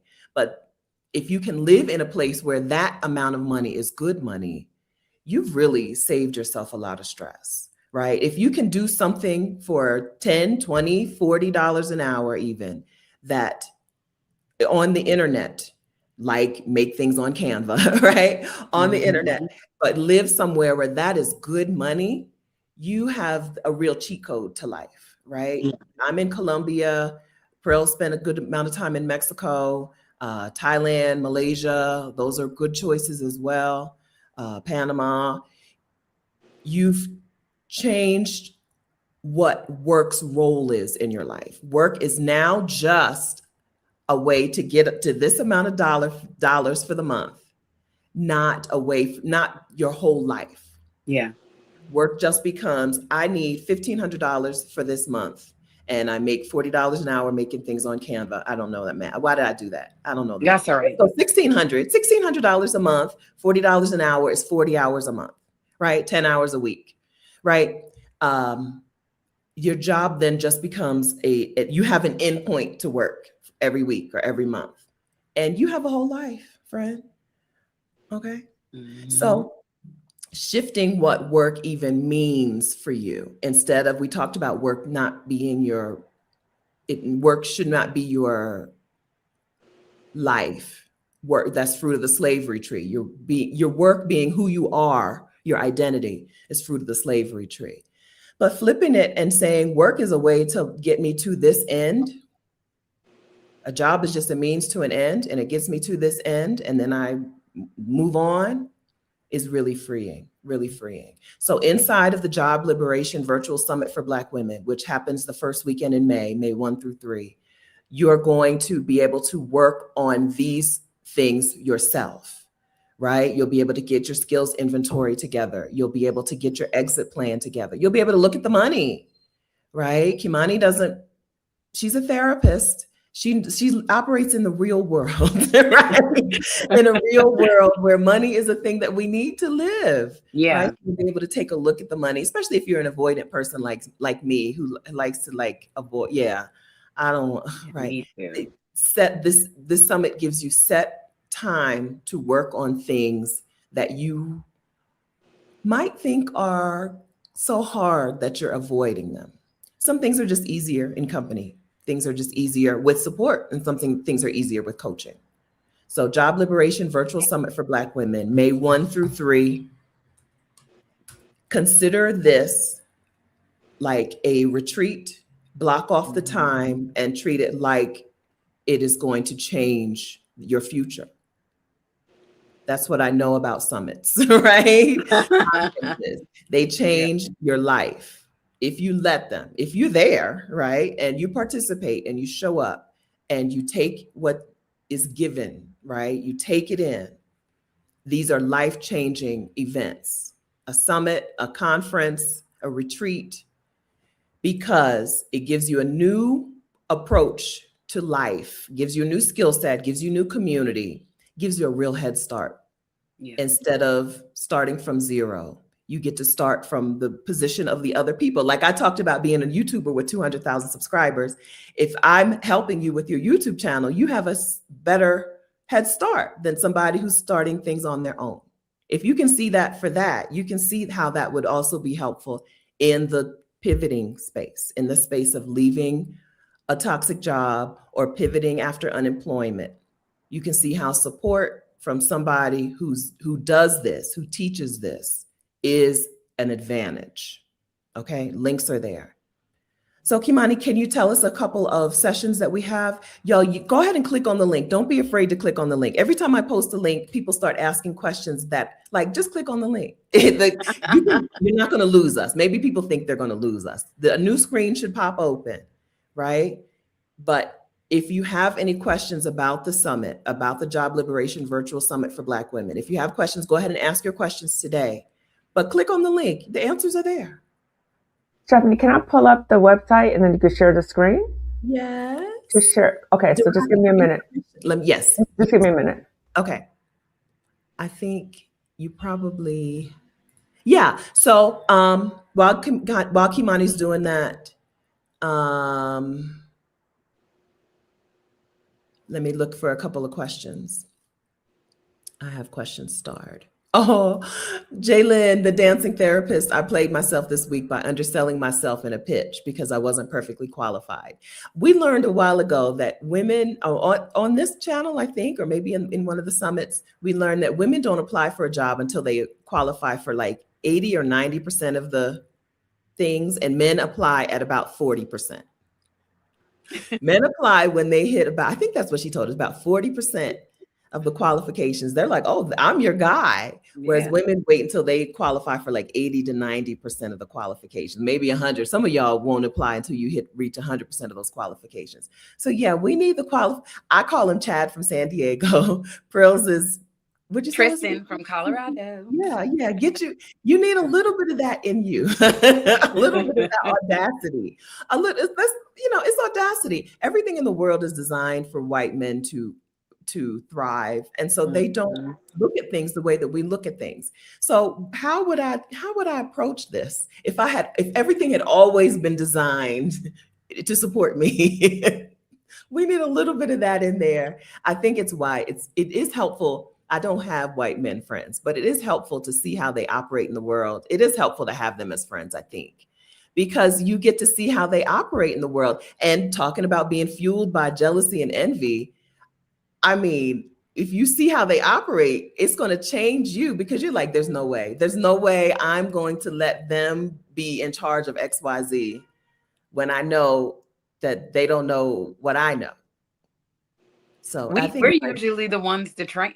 Like absolutely. they bring them in because it's a matter of either who they know or whatever they applied for their job, they got the job. Then we have to train them. We have to tell people how to do their jobs. Yes. And many times, even if we did apply for the job, so we have to add that caveat. So if we Yeah, applied for the job, they didn't give it to us, gave it to someone, and then we have to train them. that's right. That's Like right. what? No. Even I've had Yeah. that. That's Yeah. right. Yeah. Yeah. Right. Stephanie says, hi, Stephanie Carroll, serving others and protecting others kept me in a toxic job too long. I'm working through putting me first. Yeah. That's So right, Stephanie. that's right. Pearl told us. Yeah. I think what has helped me is just to say, I've done enough. Right? Maybe you do feel like it is a human's role on this planet to be of service to other people. But when do you stop? When is the end point? How much service? Yeah, no. I've had No. my fill. You know what? So I'm back in the States, as I mentioned, for a few months, and I'm going to be in Colombia, as a matter of fact, in Cali for a month in August. And Oh, so a friend of mine's like, well, why don't you check out? I don't know why I gave her that voice. Anyway, but she's like, well, that's how she sounds in my mind when she's saying that. Why don't you check out like Europe or whatever? I said, I've had my fill of being around white people. mhm. Like when I was in Cuba, everyone, like it was like everyone looked either like me or like someone I knew, or even like the fairer skin or light skinned people. Okay, that's my sisters, my whatever. Like Yeah. I'm like, I need to be places where there are Black people, and there is an entire world filled with Afro hyphen. So Uh-huh. outside of the continent of Africa, outside of one of the many, 54 countries in Africa, there are Afro fill in the blank. What did they say? They all brought us over, same ships, different like drop off location or That's right. something. That's right. So as I'm traveling the world to dance, no, I don't know. I want to be around. I want to be around Black people. Yeah. I've had my Yeah. fill. Yeah. Enough. Enough. Yeah. Mhm. Enough is enough. Yes. My mom always says, too much is good for nothing. Enough is enough, and too much is good for nothing. Right? Enough. So yes, enough service. Maybe you do feel like you have a responsibility to be of service to people. Get out your pen and paper, write down all the times you've been of service to people, and say period. or at least semicolon, right? Maybe it's not the end of you being of service to other people, but at least pause it for a while. Ellipses. Yeah. Da, da, da. Okay, ellipses. Yeah, okay. We're on some new stuff Oh my now. God. Okay, so Kimani wants to share some information with us about the summit. Does Wait, it? wait. Well, can I add? Can I add? Because I love that. That was like a mic drop moment. Okay. Can we also think about how often we are in service to ourselves? Right. You know what I'm saying? We That's right. are so busy being of service to other people that we forget about ourselves in the process. Mhm. So let us, on the paper, also think about how often are we in service to ourselves? And we often forget ourselves. You know what I'm saying? Let us put that on the paper too. Okay. Yeah. Absolutely right. Well, Absolutely right. that paper for me would have been blank. I'm like, I don't need to write that down. I'm like, Yeah, there were, but it yeah, pays off. It yeah, absolutely pays off. I know we think that the only rewards we get are external from doing things for other yeah, people, but it really pays off to be good to you, to heal Yeah. you, to get to know you, to befriend yeah, you, right? yeah. It absolutely pays off. Okay. Believe us.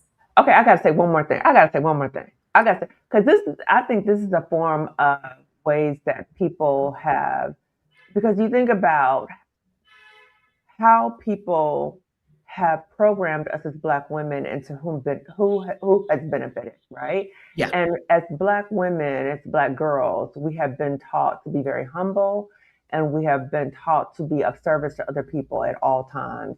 And we have to think about to who does this benefit, right? Now, I have no problem to be of support to other people because that's who I am, but when we're always self sacrificing and we're never thinking about ourselves, who does that benefit? And what's happening is we're always thinking about other people. So we're self sacrificing to the point where we become disconnected from ourselves. So when we think about you work, you're doing things for your family, you're doing all these things. But when you think about, well, what do you really want for your life or what makes you happy or what, there's a disconnect. You don't even know anymore because you're always doing these things for other people. And so when we stop and think about, well, what do I want for myself?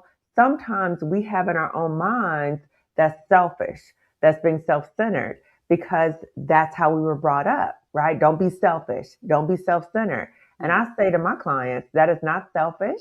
That is not selfish.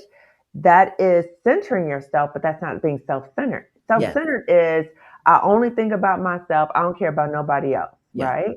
yeah, But centering yourself is I need to make sure I'm okay so that I can be of support of other people. But we need to have that reframe and recognize that people might say that to you because they want you to always be at their benefit, right?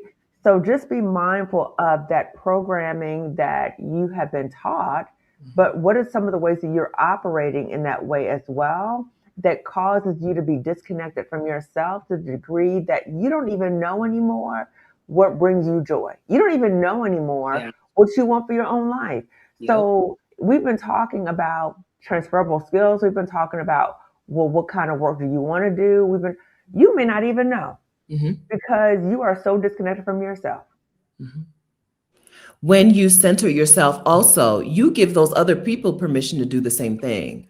They're Hmm. saying that kind of stuff to you. That's selfish. That's selfish. They're saying Hmm. that because they don't know that they get to prioritize themselves. They Right, don't know. Nobody told them. right. So when you do it and you show it, they will then reap that reward of, oh, I can do that.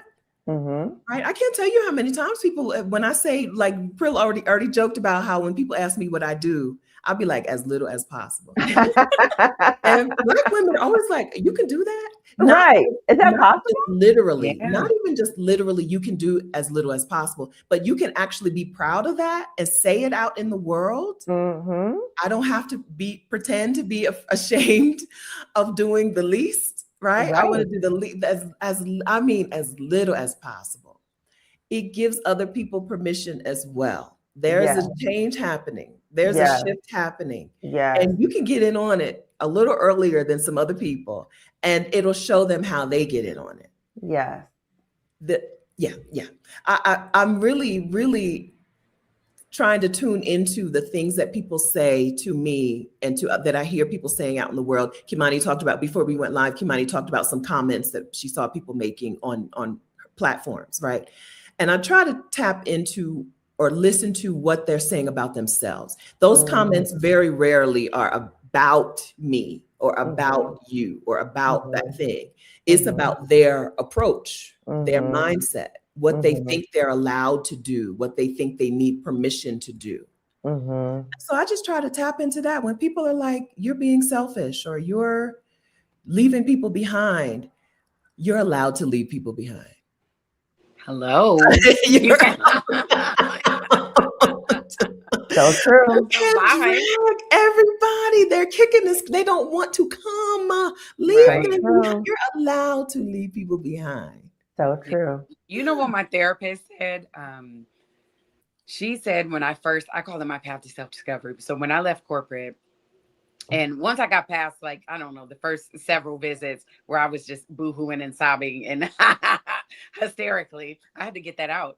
But she said, as you start to make these improvements, and like I said, this is what I tell my clients, as you start to put yourself first, make yourself the number one priority, start the work of figuring out what it is that you want, what are your dreams, who am I, answering that question, who am I without all these things. My therapist said, take inventory of how the people in your life react to this. So Mm, you're going to have some, just say, people who are like, oh my God, girl, finally you're doing this for yourself, or finally mm-hmm, you are taking vacation, or mm-hmm, oh my goodness, that finally you're hanging out with us, or you came out with us, or you're smiling, or you look good, or whatever. And then look at the people who, and this is from, like personal reference, look at the people who are making those comments about, oh, you, like how you said, Stephanie, you acting brand new, or you're changing, mm, or you think you're better, or like in my case, my long-term relationship started to be disrupted mm. because the version of me that he got with was the Yeah. one working 7 days a week, the Mm, one that didn't want to go anywhere because my social, I'm either tired or I just need some peace and quiet, or my social anxiety was on, 10. So he mm, always knew, okay, well, she's not going to be out and social. I don't have to share her with anyone. So he started tripping. He was the mhm, only one in my life who's tripping. So when you have these mm, outliers that pop up, mhm. Yeah. pay attention to that. Take Absolutely. inventory of of the um of the position that you Mhm, give them. These people are way up here and they still mhm, talking about, they are not celebrating with you. They're not happy for. mm, Oh, mm, so yeah, things have to change. And that's tough. Like when you mhm. grow and people aren't growing with you, like that's why they say growing pains. Growing Yeah. sometimes doesn't, most times it doesn't feel good, those first like Right. huge growth spurts. That's right. Um, Mhm. but there's people who will grow with you, Yeah. but there's people who, yeah, you can't go where I'm going, you can't go. Yeah. In my Exactly. case, literally, I'm going to Mexico. Okay, bye. Literally. Yeah. Yeah. Literally. Yeah. When I Yeah. was in second and third grade, I was as tall as my teachers, right? I know about growing pains. It's real, right? And it doesn't feel good. But you're exactly right. There are people that will grow with you. Tony Yeah. Jones, I'll link to Tony Jones, some of Tony Jones' work here. One of my favorite Tony Jones makes affirmation music. And one of my favorite affirmations of hers, I think it's Tony. It's going to be a whole lot of who does she think she is? Right? Mm, This is the era I'm in, mm, right? It's going to be a whole lot of who does she think she is? mm, Audacity. mhm, Okay. mhm. Yeah, That's yeah. true. That's true. And I'm so glad that this conversation is including this too, right? Because we have to be mindful that as we're making these pivots, that we need to check our circles too. Yes. Because as we're making these pivots, that there's people who may not be supportive of the pivot. And because we are changing in the pivot, and as we're changing, some people may not like the pivot because it's not benefiting them for whatever reason. And so, as we're pivoting, as we're becoming a different person, and they're recognizing that whatever way we're pivoting is not benefiting them, they may increase the behavior. Whatever the behavior, they may increase the behavior. And we have to be mindful of not reinforcing them. Okay. Okay. So, if we previously were like self-sacrificing and doing all these things, and then the person's behavior increases, and then we fall back into doing the behavior, now we've reinforced them. Okay. So we have to maintain boundaries, boundaries, boundaries, boundaries. Even though it might be hard and you might end up losing some people, some relationships, but in the end, you've saved yourself and you've actually ended up with people who are more aligned with you. So Yes. it's a difficult transition, But in the end, you end up with people who are more aligned with you. So I'm so glad we had this conversation because, and I think about Glamathini, who's in the audience too, because she always talks about check the tree before you pick the fruit, right? Yes, so right. as you're checking your circle, Right. you need to be mindful of who is around you, whose advice are you taking. So as you're making this pivot and you're around other people, if you're asking them for advice and they're telling you, girl, no, you better da da da da, and you're like, oh, that doesn't sound good, or you want me to do this, like, but their life is miserable and they're unhappy. Like, don't listen to them. Like, don't tell them Yeah. your business. That's So right. just be mindful of really evaluating your circle. That's Yeah. right. It might seem right now when everyone is struggling in a toxic job, it might seem impossible to get a circle that would be happy for you when you leave a toxic job, Right. right? Right. But this is why you put yourself in places where women are having these conversations. So make sure that Mm-hmm. you're subscribed to my YouTube channel. Make sure you're subscribed to Kimani's YouTube channel. Make sure you're Mm-hmm. subscribed to Prill's YouTube channel. I'll link to Prill's in the description and Kimani's in the description. Kimani's is already there, is what I'm saying. They're already, anyway. Subscribe to the I put channels. mine in our chat. Thank you. You're welcome. Thank you. Thank you for that. And then make sure that, and then come to things when women who are having these conversations have events, come to those events, Yeah. right? This is how you find people who are more aligned. This is how Yeah. you develop a new circle. I'm not saying you get rid of the old friends and get those people out of your life. You might and you might not. But Mm-hmm. you do need to add to, there's always room for more alignment. There's always Yeah. room for more community and connection and Yeah. support. Yeah. And so when you see somebody saying, when you feel somebody in your life pushing up against your growth, this is an opportunity. This is a time for you to find somebody who is going to be more excited for your growth. You need to Mm-hmm. find those women, though. They're not going to fall from the sky, but they Right. are like right on the internet. Yeah. They're right here. You're going to find them at the Job Liberation Virtual Summit. So even though the summit is a time for you to be anonymous, I Mm-hmm. think is what we would say. There's opportunities for community as well. Yes. Yeah. So there's community opportunities as well. Please. So tell us a little bit about that, Kimani. Okay, I promise I will. I just have to say one more thing. Okay. I promise I will. I promise I will. But I do want to say too that when we think about the experiences of other people, and we think about being a community, and we think about the shifts that we're going through, that we also need to recognize that the pivot. We've talked a lot about the emotional issues involved with that, but there's a grief process. And I do talk about that a lot on my YouTube channel. I do want to honor that, even though we've talked about decentering jobs and, the identity of jobs, there's a grief process. And so I've talked about fear, but I've also talked about my own grief process. Even though towards the end I hated that toxic job, there was still a grief process. Yeah. So there's a grief process in relation to the job. There's a grief process in relation to connections you made at the job. There's a grief process in terms of there's a grief process. Okay, Yeah. So I just want to honor that and uplift that. So sometimes you may feel like, why am I feeling this way? Why am I feeling this way? Because it's a grief process. So if you want more information about that, you can check that out on my YouTube channel. Yes. Okay, Consulting. Rashida mentioned that just a few days ago when I have a friend named Rashida, a business partner. When we talked just a few days ago about when she was laid off from a job, she lost her gym, right? She lost her access to her coworkers, and she lost access to other friends who were not coworkers, but they got together after work. Yeah. Right? Losing a job is more than just that job. It's your life. It's a way of life. Yeah. We build our whole lives around it. And so when it's gone, it's really, it can be very devastating. Absolutely. Yeah. Absolutely. And so yes, we don't want to act like it's nothing. Yeah. Although, although many a Black woman has been set free by job. Yeah. It's both and. It's both and. I just want to go. It's both and. It's not either or. It's both and.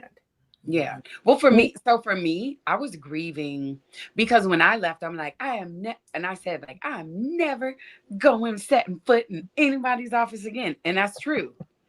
I associated that with corporate because I hadn't, I was able to see what I said. I was able to work from home sometimes, but it was not like 100% remote job. Yes. So that was my point of reference. Again, like how I said, we think about this like very binary, Yeah. myopic like view Yep. mhm. of things. But I didn't. When I went back to corporate, I didn't. It was 100% remote. I never set foot back into anyone's office, but I grieved the life because, I didn't think I was ever going to go back to corporate. I grieved almost like when I got divorced, even though he was a horrible, horrible man, I grieved the things that didn't happen. I got married to spend the rest of my life with someone. So when I got divorced, I grieved like all the memories, Mhm. and all the experiences and all the years Mhm. that I Mhm. wasn't going to have, if that makes sense. Yeah. So it was Yeah. very similar to that when I Yeah. left corporate, Mhm. that I was grieving the place in the organization where I thought I was. Like I said, there was Mhm. just a huge sense of betrayal. Mhm. All of the work that I did, feeling as if, Mhm. well, I've left that behind. So it's Mhm. it's very similar to that. Like you grieve Mhm. all of the things that you will not do at that Exactly. place. Yeah. Exactly. Oh, wow. Exactly. Yeah. Grief is, well, I'm not the therapist here, but I'm gonna say grief is a process and it takes time, and we need to honor it instead of shelving it, right? Yeah. Exactly. If you think what I feel these feelings, but I'm not gonna deal with these feelings, you absolutely will deal with those feelings one way or another. So Exactly. might as well Exactly. create a time now for it. Create. Exactly. And the hope is that you find different ways to process it. It might be publicly or privately. Hopefully, you deal with it in therapy, right? My way of dealing with it was therapy, but I also do it publicly now on YouTube and LinkedIn. And thank you, Stephanie, for telling me to do this on YouTube. And also, Glamazini, I'm kind of channeling what you talked about healing out loud, because I do my grief process out loud. You know what I'm Hmm. saying? So I have Yes. a Butterfly YouTube community. Is private, where I talk more specifically about my grief process. Like I talk about specifically about the crazy experiences I had at that toxic job, where I had so much shame about what happened to me. Yeah. Even though, Hmm. like, logically, I'm like, okay, this stuff happened to me. I shouldn't feel ashamed. Like, logically understand that. Yeah. But emotionally, I still felt shame, that it was so demeaning, what happened to me. So I talk about it more privately. I talk a little bit about it, on LinkedIn and YouTube publicly, but I Mhm. talk about it a lot more privately in my community. But I talk about the grief process. Yeah. Yeah. Yeah. Shame. I guess I understand why we have it, but I feel Hmm. like the wrong people feel Have it. I shame. know, right? Okay, well, you would. Okay, so for me, let me tell you why. And many Black women that I've like talked to, especially my clients, I get to know them very well, but we feel that way because church taught us that bad things that happen to us, like Mhm. God is not pleased with us. Yeah. So the bad things that have happened is because I did something wrong. So many times that's what we carry with us, whether we realize that that is the root of it or not. And I'm not saying that's for everyone, but that's Mhm. for a lot. A Yeah, lot of us that's get right. that guilt, shame, and condemnation that we put on ourselves because of things that have happened and how we were raised in church. And Yeah, I to agree. add to that Yeah. too, like I think it's that, and I think that when we're in these toxic jobs for so long, because I was there for like 13 years, right? I think about the quote from Sinners, right? And the quote was, "You keep dancing with the devil long enough, the devil's going to follow you home," right? And I equated that to the toxic job, right? So the toxic job, even though I resigned like 4 years ago, there's still residue of the toxic job that followed me home, Yeah. right? Yeah. So the ramifications is like the shame, right? Even though I know logically I did not do anything wrong, but the devil part is the shame. So the shame still followed me, even though I knew, you know what I'm saying? Because I was dancing with the devil, you know what I'm saying? So even though logically, that's the part where the shame part kind of factors in. Yeah. And meanwhile, the people who should feel shame, the people who are yelling in your face at work, they sleep fine. Okay. Right. Yeah, they're not thinking about you. And here I am talking about these fools years later. But Right. like That's right. Because that is real trauma. Like that is real Yeah. trauma. I didn't know until I had this channel that this was a common story for Black women, or common Mhm. story. I mean Mhm. story as in the commonality Experience. Yeah. among experience. Thank you, Yeah. among Black Yeah. women. Yeah. But yeah, but like, yeah, the way that people behave towards Black women at work, y'all know what I'm gonna say, fruit of the slavery tree, right? It's but also the way that we internalize those things, the way that we take those behaviors and those actions and make and feel like we have to carry it, is a thing that you, you've got to heal from it. You've got to work on that. Hmm. Therapy, whatever your thing is, you've got to heal from Hmm. that, because we can't keep carrying that. Yeah. Alicia Renee said on her channel I don't know, probably years ago now, "I'm not a container for your secrets." And that's Hmm. really been a good shame. I'm a little less shameful than the average Black woman, I would say, because, you're an inspiration. right. But that has really been helpful for me, even, right? You did that. I'm not carrying it. I refuse to carry it. As a person who strives in her life to do as little as possible, I refuse to carry the shame that you should carry that. Take it back. Take it back. Yeah, I wish that we could, if I could wave a magic wand for Black women, I would give us all permission to not work for as long as we just could not work. And I would take away shame, because we're not, rarely is it something that, rarely is the shame earned, right? It's rarely ours to carry. It's often someone else's shame. He did that. He did that. Why are you carrying that shame around? Hmm. All right. All right. So, oh, wait. Stephanie felt that. Stephanie felt that. I did. I would, that's what I would do. That's what, if I had my magic wand, I would be like, listen, stop, everybody, all of y'all, stop working. I don't care if it's for a month or 10 years or for the rest of your life.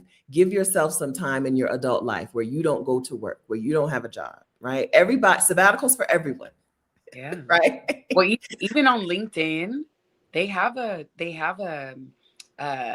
drop down. If you're putting a gap in your work, Uh-huh. they have I think it does say sabbatical. Mhm. I think it's Yeah. sabbatical. That's an option. Tristan from Colorado took a sabbatical. He traveled. He LinkedIn is pro backpacked. sabbatical Look, as a platform. Tristan uses his vacation time every year. That's Like, that's Tristan be out of right. office and don't put. I can still be reached on my cell. No, no. No, I'm not available. Tristan say He I'll is be not. back. I'll check all these emails. When I give He me a is, week to check my emails, I'll that's be right. back. Yeah, LinkedIn is a pro sabbatical platform. Like they're really into the idea of the sabbatical. So I think that a lot of women who are going through an unemployment period right now, if you're financially able, turning this into a sabbatical with like on purpose, being unemployed on purpose is really wonderful. Is another life changer, because it gives you time to see, what do you really want, and move in that direction. For some of you, a sabbatical will lead you to never working again, because you have not sat down and realized financially you don't need to work again. But that sabbatical will make you sit down and do your numbers. And when you do those numbers, your life is changed. For others, a sabbatical will usher you into a new line of work. Here's some things I wrote down on my list that I miss doing. I want to do these things. Or here's some things that I said I wanted to try. I'm going to try those things. And then for others, a sabbatical will usher you back to a very similar type of work that you were doing before, right? We all have a different pathway, but the sabbatical is healing for all of us. It's healing for everybody. I don't know a Black woman who's like, oh, I wish I hadn't taken that time off work. It doesn't happen. Yeah. Sometimes you see Black women take time off work and go back to the same work, right? It doesn't have to lead you, but she's a different person. You may come back to the same work, same house, same family, but you're different. And so I think it's this time of unemployment. The reason that we're seeing a shift, I think we're feeling a shift. Even though when I asked you what are Black women in your world feeling, most of the answers were negative, anxiety, panic, sadness, right? I do also feel a shift in Black women towards prioritizing themselves, towards balancing out their lives instead of having everything so heavily weighted towards their doing, right? Balancing out some things, prioritizing fun and joy and play. They're using the word whimsy all the time on the internet now, right? Ugh. Fun for no reason, right? Fun without profit, right? Whimsy and joy. I do see that. I feel that shift happening too. That's good. You know what? Oh, I'm sorry. Go ahead. No, I'm done. I think that's the positive side of a sabbatical. That's the positive side of turning unemployment into I am on purpose on a sabbatical. Okay. Well, I love that you said my formula, because that's a formula that I use. Boundaries plus balance equals joy. Mm-hmm. And that's actually the first words on my YouTube channel description. But yeah, like that. Boundaries, as Dr. Kamani mentioned, when people ask me, like, where do I start? Like in my coaching program, we start with boundaries, and I'm making notes because I think next week I'm gonna go live next Thursday. Okay. And I think I'm gonna talk about boundaries because that's a huge thing. And that is actually what is the buffer. Like you identify your boundaries, you get your boundaries, you make the promises to yourself that this is my comfort zone now, and you start to notice when people butt up against them, or you see them coming way back there. But again, those are promises that you make to yourself. Yes. So I do appreciate that. All right. Yeah, thank you. I see it happening. I feel it, right? Even though I'm all on another continent, I'm still super connected to Black women. And that's what I see happening, right? That boundary, that balance, that joy, that prioritizing of self, that getting to know self, that trying things. I've seen more women show their crochet projects than ever before. And it's not because I'm not even going to the Facebook. I'm on a crochet Facebook community, but I'm not even going there. I'm just seeing it in general popping up on threads and on Instagram and whatever. Trying things, being present today in your life in a way that we just haven't been allowed to before, because work had to be the focus. Work had to be the priority, and not just work, but striving at work and achieving at work and overachieving at work and over delivering and over performing, and having that taken away from us, from Black women. There is a gift in that. It's not all easy and it's not all fun. And we live in a world where we need money to live, but this shift, this transformational time will save your life if you let it. Right. So let's talk for one more minute or a couple more minutes about the summit, the Job Mm-hmm. Liberation Virtual Summit for Black Women. Let's Mm-hmm. talk about who should attend. So we've already talked about whether you are already unemployed or Mm-hmm. you're like if you're already pushed out of the workforce Mm-hmm. or if you're planning ahead. Mm-hmm. The Or if session, you're currently working in a toxic job. the sessions in the summit are for you. Yes. Does a woman need to already be, if she's in, let's say she's in a job, even Mm-hmm. whether it's toxic or not, does she Mm-hmm. already need to be thinking about leaving to attend the summit? Like, does she already have to be? No. No, I feel like exit planning is important for any Black woman because right now we're seeing how unstable the job market is. Mhm. So, what is the harm of knowing different options that you have? There's no harm in knowing that. You know what I'm saying? So, by going to the summit, getting the resources, knowing what your options are, you have that available whenever you want to use it. So by Yes. coming to the summit, it doesn't mean, oh, I'm coming to the summit. That means I have to now leave my job. No, it just means that now you have the resources whenever you need it, you have it available. What I know, so this is the third year of the Job Liberation Virtual Summit for Black Women. What I know is that there are women who will show up who are like, something's got to change, but I don't really have a plan and I don't know how it's going to work. And they leave with a plan, Yep. like leave with a strategy, a plan, Mm-hmm. not Mm-hmm. just I'm encouraged. I'm a fan of I'm encouraged. We need encouragement, but the speakers come in to give you steps and Mm-hmm. plans, not Mm-hmm. just, encouragement and cheerleading. It's not Right. cheerleading. This is here's Right. how you do these things. So Exactly. if you need streams of income, speakers are coming in to teach you how to develop streams of income. If you Yes. need to get a handle on your finances, speakers come in to teach you how to get a handle on your money. Yes. This is instructional. That's why I said treat it like a retreat. Take the time and block off the time and Mm-hmm. treat this like this is going to change your life. Yeah, and it's recorded too. So if you can't come to the whole thing, then you can look at the replay. Now I want to show you the different tiers of tickets. So I do have the website up. Am I able to share the screen? Let me see. I'm new at this. I always tell people I'm new Okay, when but I I know. also sent you the website, Stephanie. If you want Present. to just go to your email and open the website and share it from your end. I I don't know if might that have would it be up right easier. here. Okay. Let's see.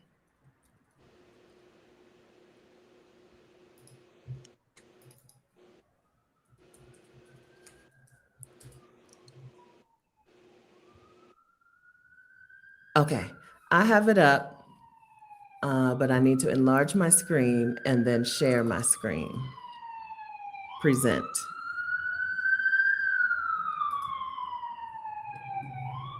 Boom.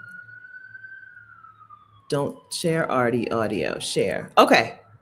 Are y'all seeing this? Yes. Yeah. Okay, good. Good. All right. Oh, 20 days. May is coming faster than I thought it was. That was a surprise. Wait. May is on the way. Okay. All right. So you want to show us the ticket pricing? Tiers, yeah. So these are the different tiers of tickets. Okay. So it's under $100 for the standard pass. So for the standard pass, you are able to come to the live sessions. Also, you have access to the replays until May 10th.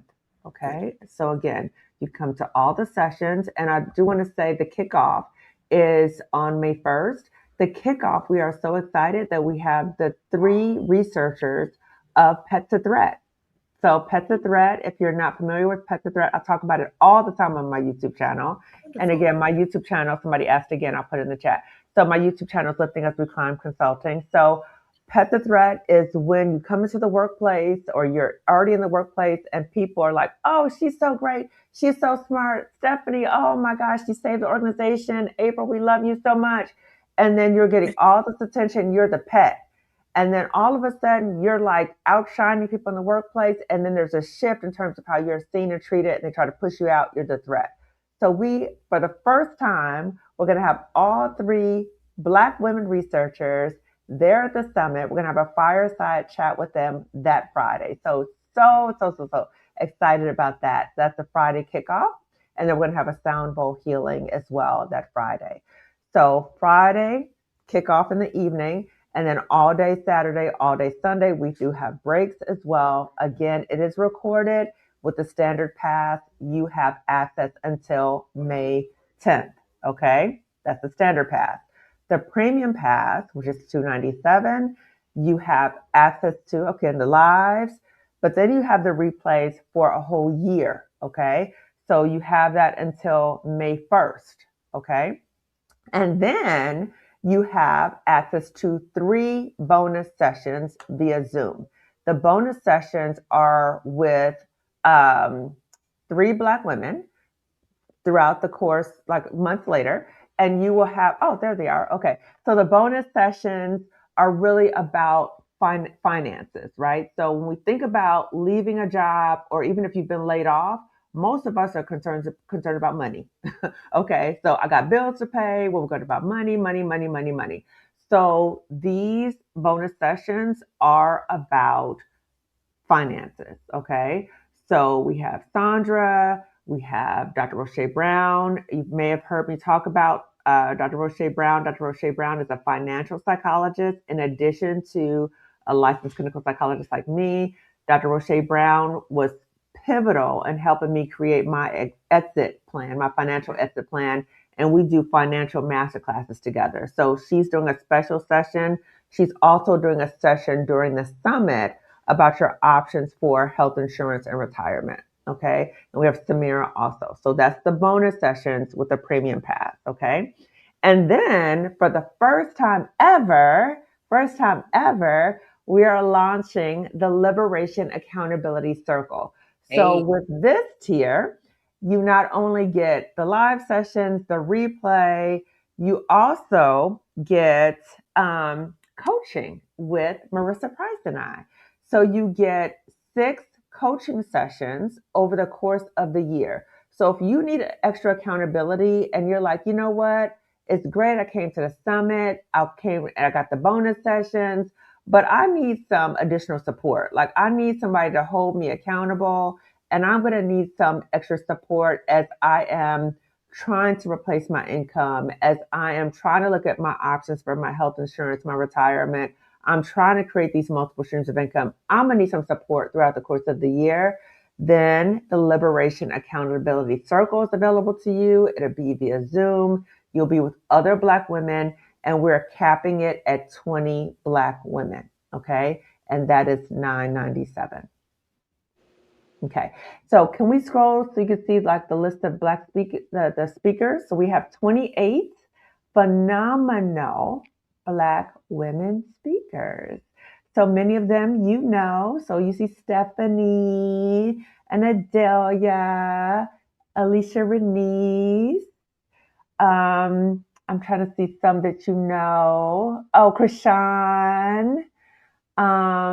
Let's see, Colette Elizabeth, Sandra, Halisi, Anne-Marie Archer, the anti-HR lady. So again, we have a lot, Mercedes, we have a lineup of really, really, really good speakers.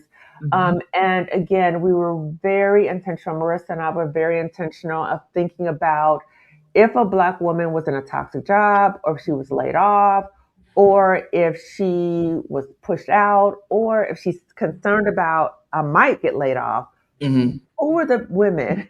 You know, what is the information that I would need to know to help me? Right. Is Anne-Marie's session on Severance? Severance, thank you. Getting my coins?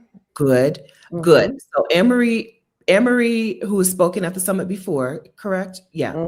Absolutely, every year. Anne-Marie is a Black woman who helps people get severance from leaving a job.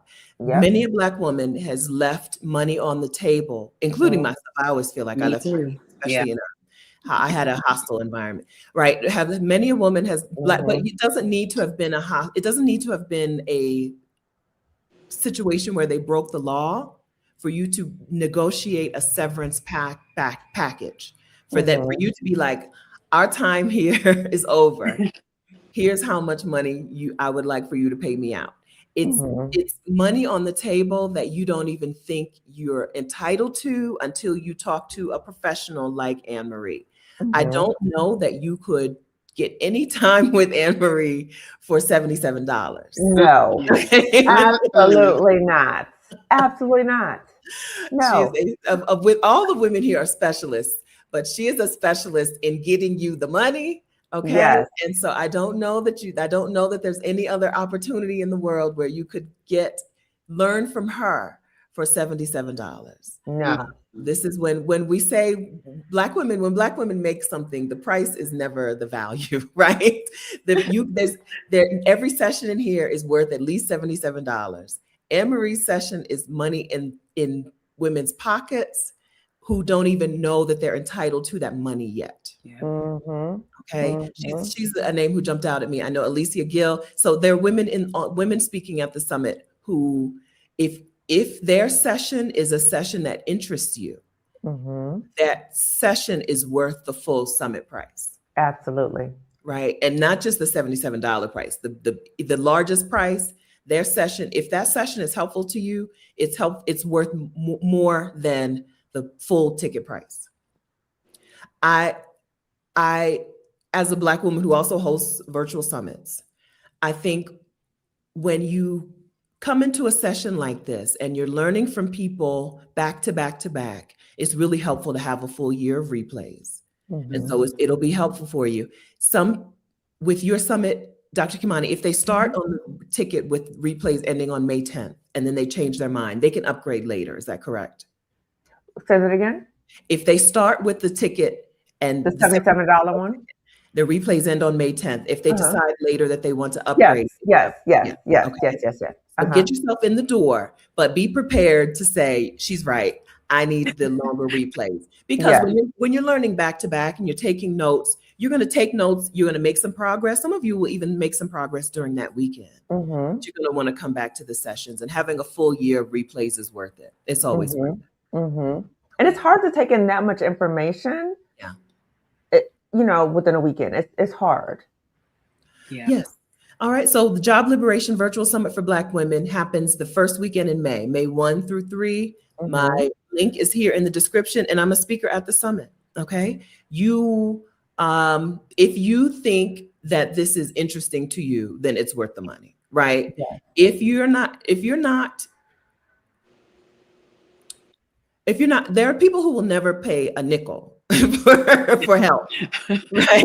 Right. There are people who will not pay a nickel for help. If that's not how you're going to do things, I've linked to the YouTube channels of Dr. Kimani and Prill. The YouTube channels are where we give our free help.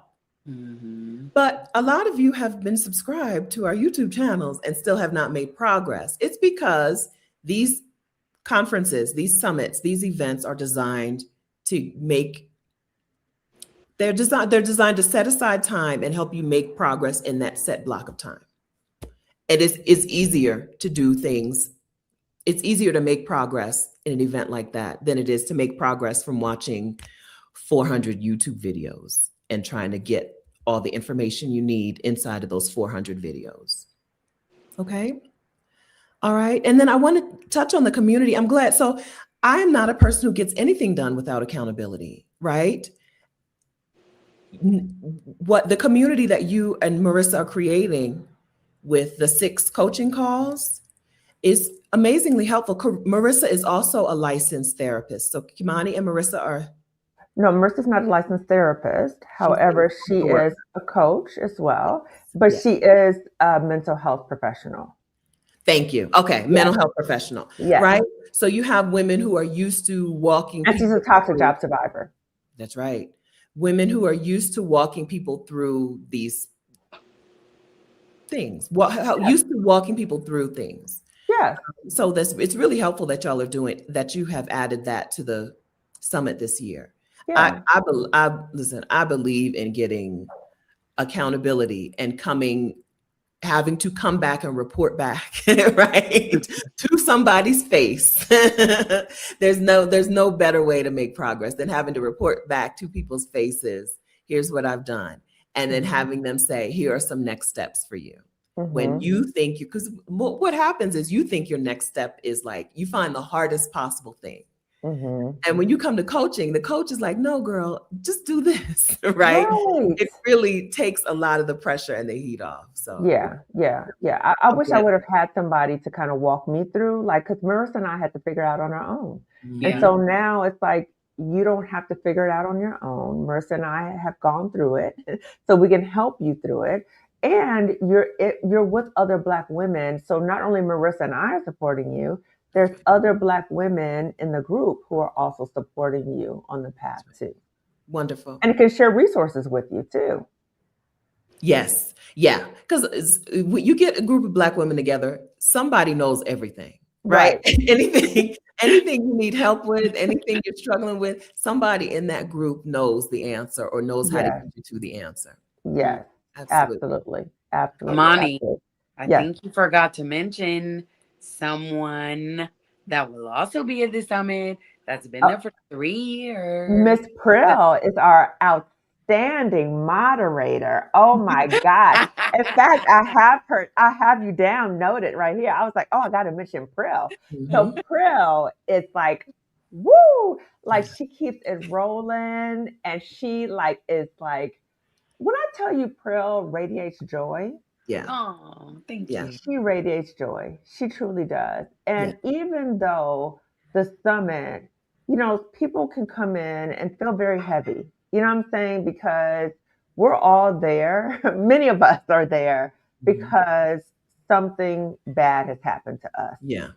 And so Prill has a talent with making us all feel that everything's going to be okay, and she has such like, and you can feel and know not only that, but the love of Black women, Yeah. That's what I was and going that to we are say. a community and that we are a sisterhood, Yeah. and that in this sisterhood, in this community of safety, that we are truly lifting each other up, That's right. right? That's And right. so I just want to say to Prill that I appreciate you.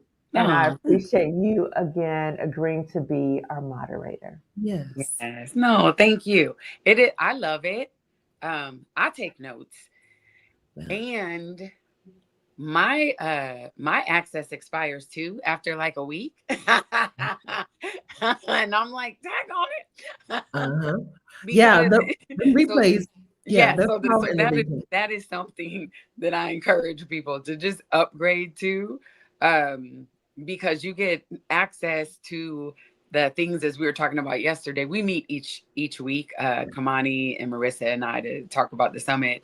But I was mentioning like there are other things that are only available like within the Hey Summit um, platform, which is what they use for the summit, that are only available if you have those extended replays. So some of the offerings from the speakers, some of the resources that they have, which the things that the speakers are giving as part of the summit are many times like paid products, right, Dr. Kamani? So they're Mm-hmm. offering these additional resources that are Mm-hmm. only available like within that platform. So it's definitely something, but it is such a joy for me to Yeah. do that because I'm in the comments a lot while the presenters are speaking, and I right before I need to come on and do the Q&A and things like that.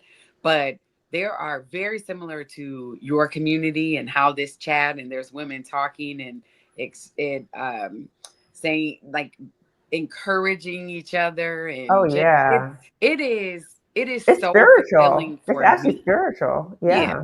Like it's great. And Yeah. again, like you said, I have so many years of, I'm a late bloomer to loving being Black. I did not love being Black, but like it just was, I was Black in corporate, if that makes sense. Black growing up at all white schools. Mm, Black going to all white colleges, things like that. mm. But oh, I have so much catching up to do. I love being Black. And I love There's Black no women. Yeah, there's no community. There's a reason that people are so jealous of our community, right? There's a reason that Yes. people are so jealous of the connection that we feel to each other, even when we're Yeah. strangers. Yes. Yeah, so I get in spaces as much as I can with Black women, right? Yeah. When I show up to a place and I'm like, oh, there's other people here. I forgot that. I forgot what that was like. Yeah, there's nothing like it. And that is a piece of what you feel inside of the summit, inside the Job Liberation Virtual Summit for Black women. Absolutely. All right. So I think we've had some wonderful comments today. Nidra, thank you for this comment. She says, I was recently laid off. I've been resting and preparing for my transition abroad and currently house sitting. So this is how you make a pivot, right? You find the things that fit you. House sitting is a thing that I talk about that fit me. You find some things that fit you and move forward while resting, right? You can move forward inside of a sabbatical, inside of a time off, because you're getting to know you, you're taking care of you, you're seeing the world maybe, or seeing a city or seeing a state by house sitting. I'm glad to hear that I don't want to make it a cliche, but I'm glad to hear that you're making good out of something that could have been terrible could have been only terrible. Some things are good and bad at the same time, but you're making what's good out of it. And so I hope that everyone here today who is either has already been impacted or who is preparing, I hope that what you're taking away is you're in charge and you need to prioritize you while you're also prioritizing the money and the job and the work stuff. Also, add you into the recipe. Make sure that you're also being prioritized, and that a pivot can be really, really beneficial. A pivot can really set you free. If Black women are on this liberation path together, if Black women are already on a liberation journey, this may be a real tool towards your liberation, a real foundation or not a foundation, but like a real tool towards your liberation. Being in this place now where there is either work uncertainty or just the absence of a job can be the starting point for a new life for you if you open up. So Kimani told us, take inventory of your skills and your network. I would say it's two different inventories, right? Get yourself in a position to access the good part of the part of your brain that can solve problems for you. Yes, yes. Right? Instead of operating out of fear and fight and flight, get yourself in a position where you can solve problems for yourself. So safe. You need to put yourself in a safe situation where you can turn down that survival brain.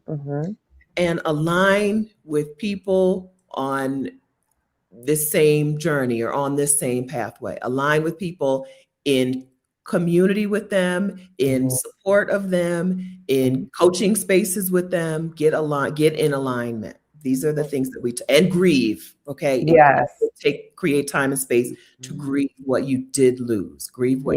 Yeah. And therapy might be a good space for you to do that. Absolutely. Oh yeah. Absolutely. I wanted to also add, full excitement, that the summit was featured in MSN last week. Yeah.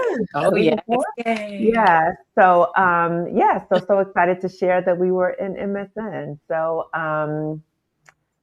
so we're starting to get more exposure. And my ask is for anyone watching this that you share about the summit. So in addition to you coming to the summit, or if you say, well, maybe the summit is not, for me, that you share this with other Black women, because more than likely, you know of a Black woman who is either in a toxic job, she's been pushed out of a job or laid off or forced her resignation, or she's uncertain about a job. I'm pretty sure, right?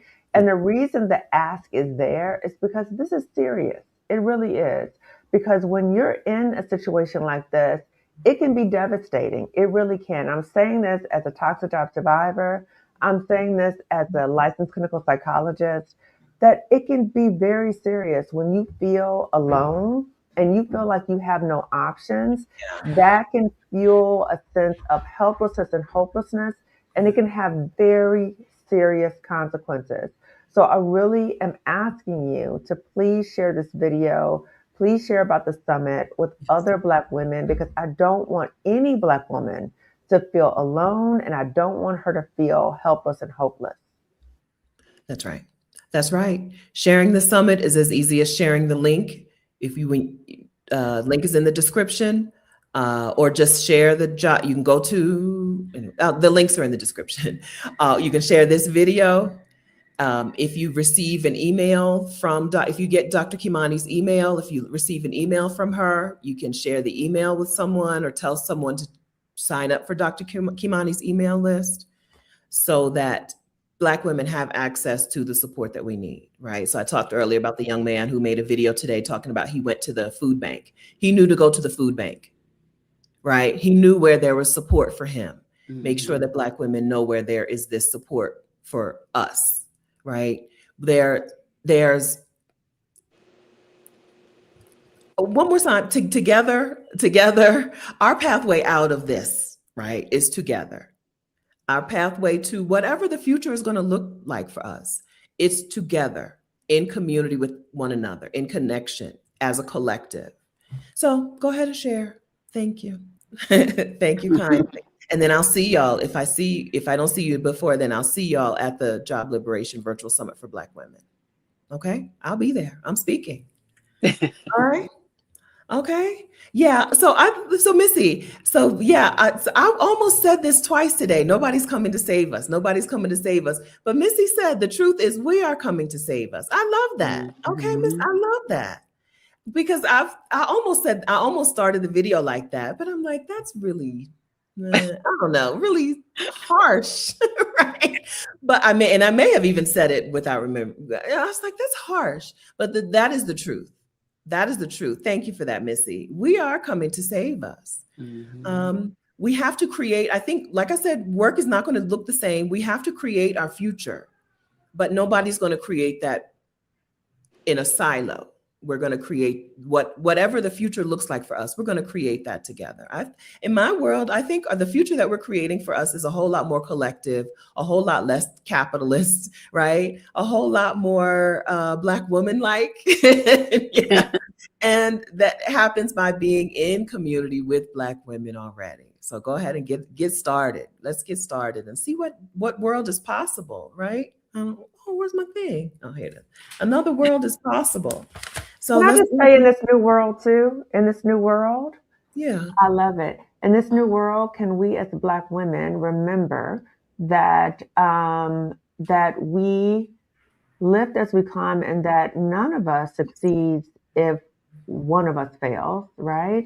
And that competition doesn't benefit any of us. No. Okay? And that the all skin folk and kinfolk is fruit of the slavery tree. Okay. So I hear this theme of all skin folk and kinfolk in almost every video I do on my YouTube channel. Yeah. And we have to be very mindful of this because as you talk about the step forward, Stephanie, I'm hopeful that we as a people experience post-traumatic growth as a result of what we're going through right now, right? Yes. So this is some crazy stuff, okay? But my hope is that, because I think all of us have experienced post-traumatic growth. Marissa, post-traumatic growth. Colette, post-traumatic growth. So we have gone through trauma, but because of the traumatic event, we have excelled, right? So we have learned skills, we have excelled, right? So my hope is that as Black people, as Black women, out of this stuff, that we have evolved to a higher level. We have found different ways of functioning, that we're not in this capitalistic, like rat race, you know what I'm saying? Like we are working together, that we recognize ways that these all skin folk and kinfolk, that is fruit of the slavery tree, that's a way to divide and conquer, that we stop operating in that way, that we recognize that we do have resources amongst each other to help each other, but we cannot operate in the same ways of the competition and that's not going to help us. No, collaboration over competition, absolutely. Oh, yes. Now there is some kinfolk that's they got a little more unlearning to do than we have, right? So self-reflection. So self-reflection is important. You know what I'm saying? So really think, like, do some self-awareness, some deep self-awareness. Like, okay, so you may claim to be a certain way. Are you really operating that way? Are you living it? Are you really living that way, right? Mm-hmm. Are you really supporting Black-owned businesses? Mm-hmm. Are you really? So do some self-reflection and really look at your behavior, Yeah. because this is a time of serious self-reflection, and we have to be mindful of our actions if it's consistent with our behavior. And we have to think about, as a people, what are we doing not only for ourselves, but what are we also doing to uplift one another? Yes. Yes. So Kimani's YouTube channel is called Lifting as We Climb Consulting Wellness Services. Lifting as We Climb. Is that Fannie Lou Hamer? Is that? No, it was from a long time ago. It was one of the organizations for Black women back in the day. Yes. And they really focused on our individual progress means nothing if we as a community are not moving forward. That's right. That's right. And so that is the way that Kimani operates, right? So the summit operates like that. Yes. The summit is not free because the speakers get paid for their time and service, right? So there's a doing, not just a saying, right? It's in action. What the community that we're talking about is the community that Kimani grows and nurtures, not just that, and Marissa, not just that she's talking about. I don't know if that makes sense. And Ms. Cruzan, is this only for people who are in corporate? No. If you would like to develop, look at the sessions, right? If you would like to develop some streams of income, if you would like to get some financial preparation, right? If you would like to figure out a skill set or strengthen your skill sets, if you would like to expand your network, if you would like to stabilize your nervous system, you're a Black woman, you are welcome to come to the summit. There's no, it's not for women in this particular field or women interested in doing this particular type of side work. None of that, right? It's about those bullet points. If any of those bullet points apply to you, get your ticket to the summit. We'll see you there. And it's open to Black women around the world. We've had Black women around the world participate. That's right. Yeah. That's right. That's right. Yeah. Unless we move as a community body, it's wasted. Absolutely. That's why. Yeah. Okay. Listen, we got to go. It's 2:20, 2 hours and 20 minutes. I believe I may have asked them to commit to 90 minutes. Okay. Close out. But thank you so much, friends in the chat. Thank you very much for being here. Make sure that you like the video and then go ahead and hit the share button before you go. Also, go into the description of the video. All the links that we've mentioned are either already there or will be there in just a minute. So the links are in the description of this video. Thank you very much for being here and being a wonderful community. You see what happens when there's Black women together. We didn't have a whole lot of, there's no foolishness, right? There was just support and love and care for one another. Questions being asked, questions being answered, questions being boosted, questions being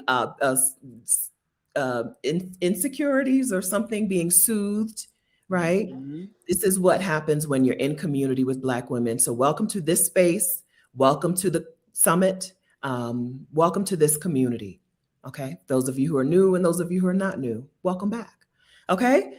And then Dr. Kimani, thank you very much for coming in and sharing your experiences with us, but also being the therapist who is like, let me actually explain this to y'all. Let me tell y'all what's really happening out here. Thank you very much for that.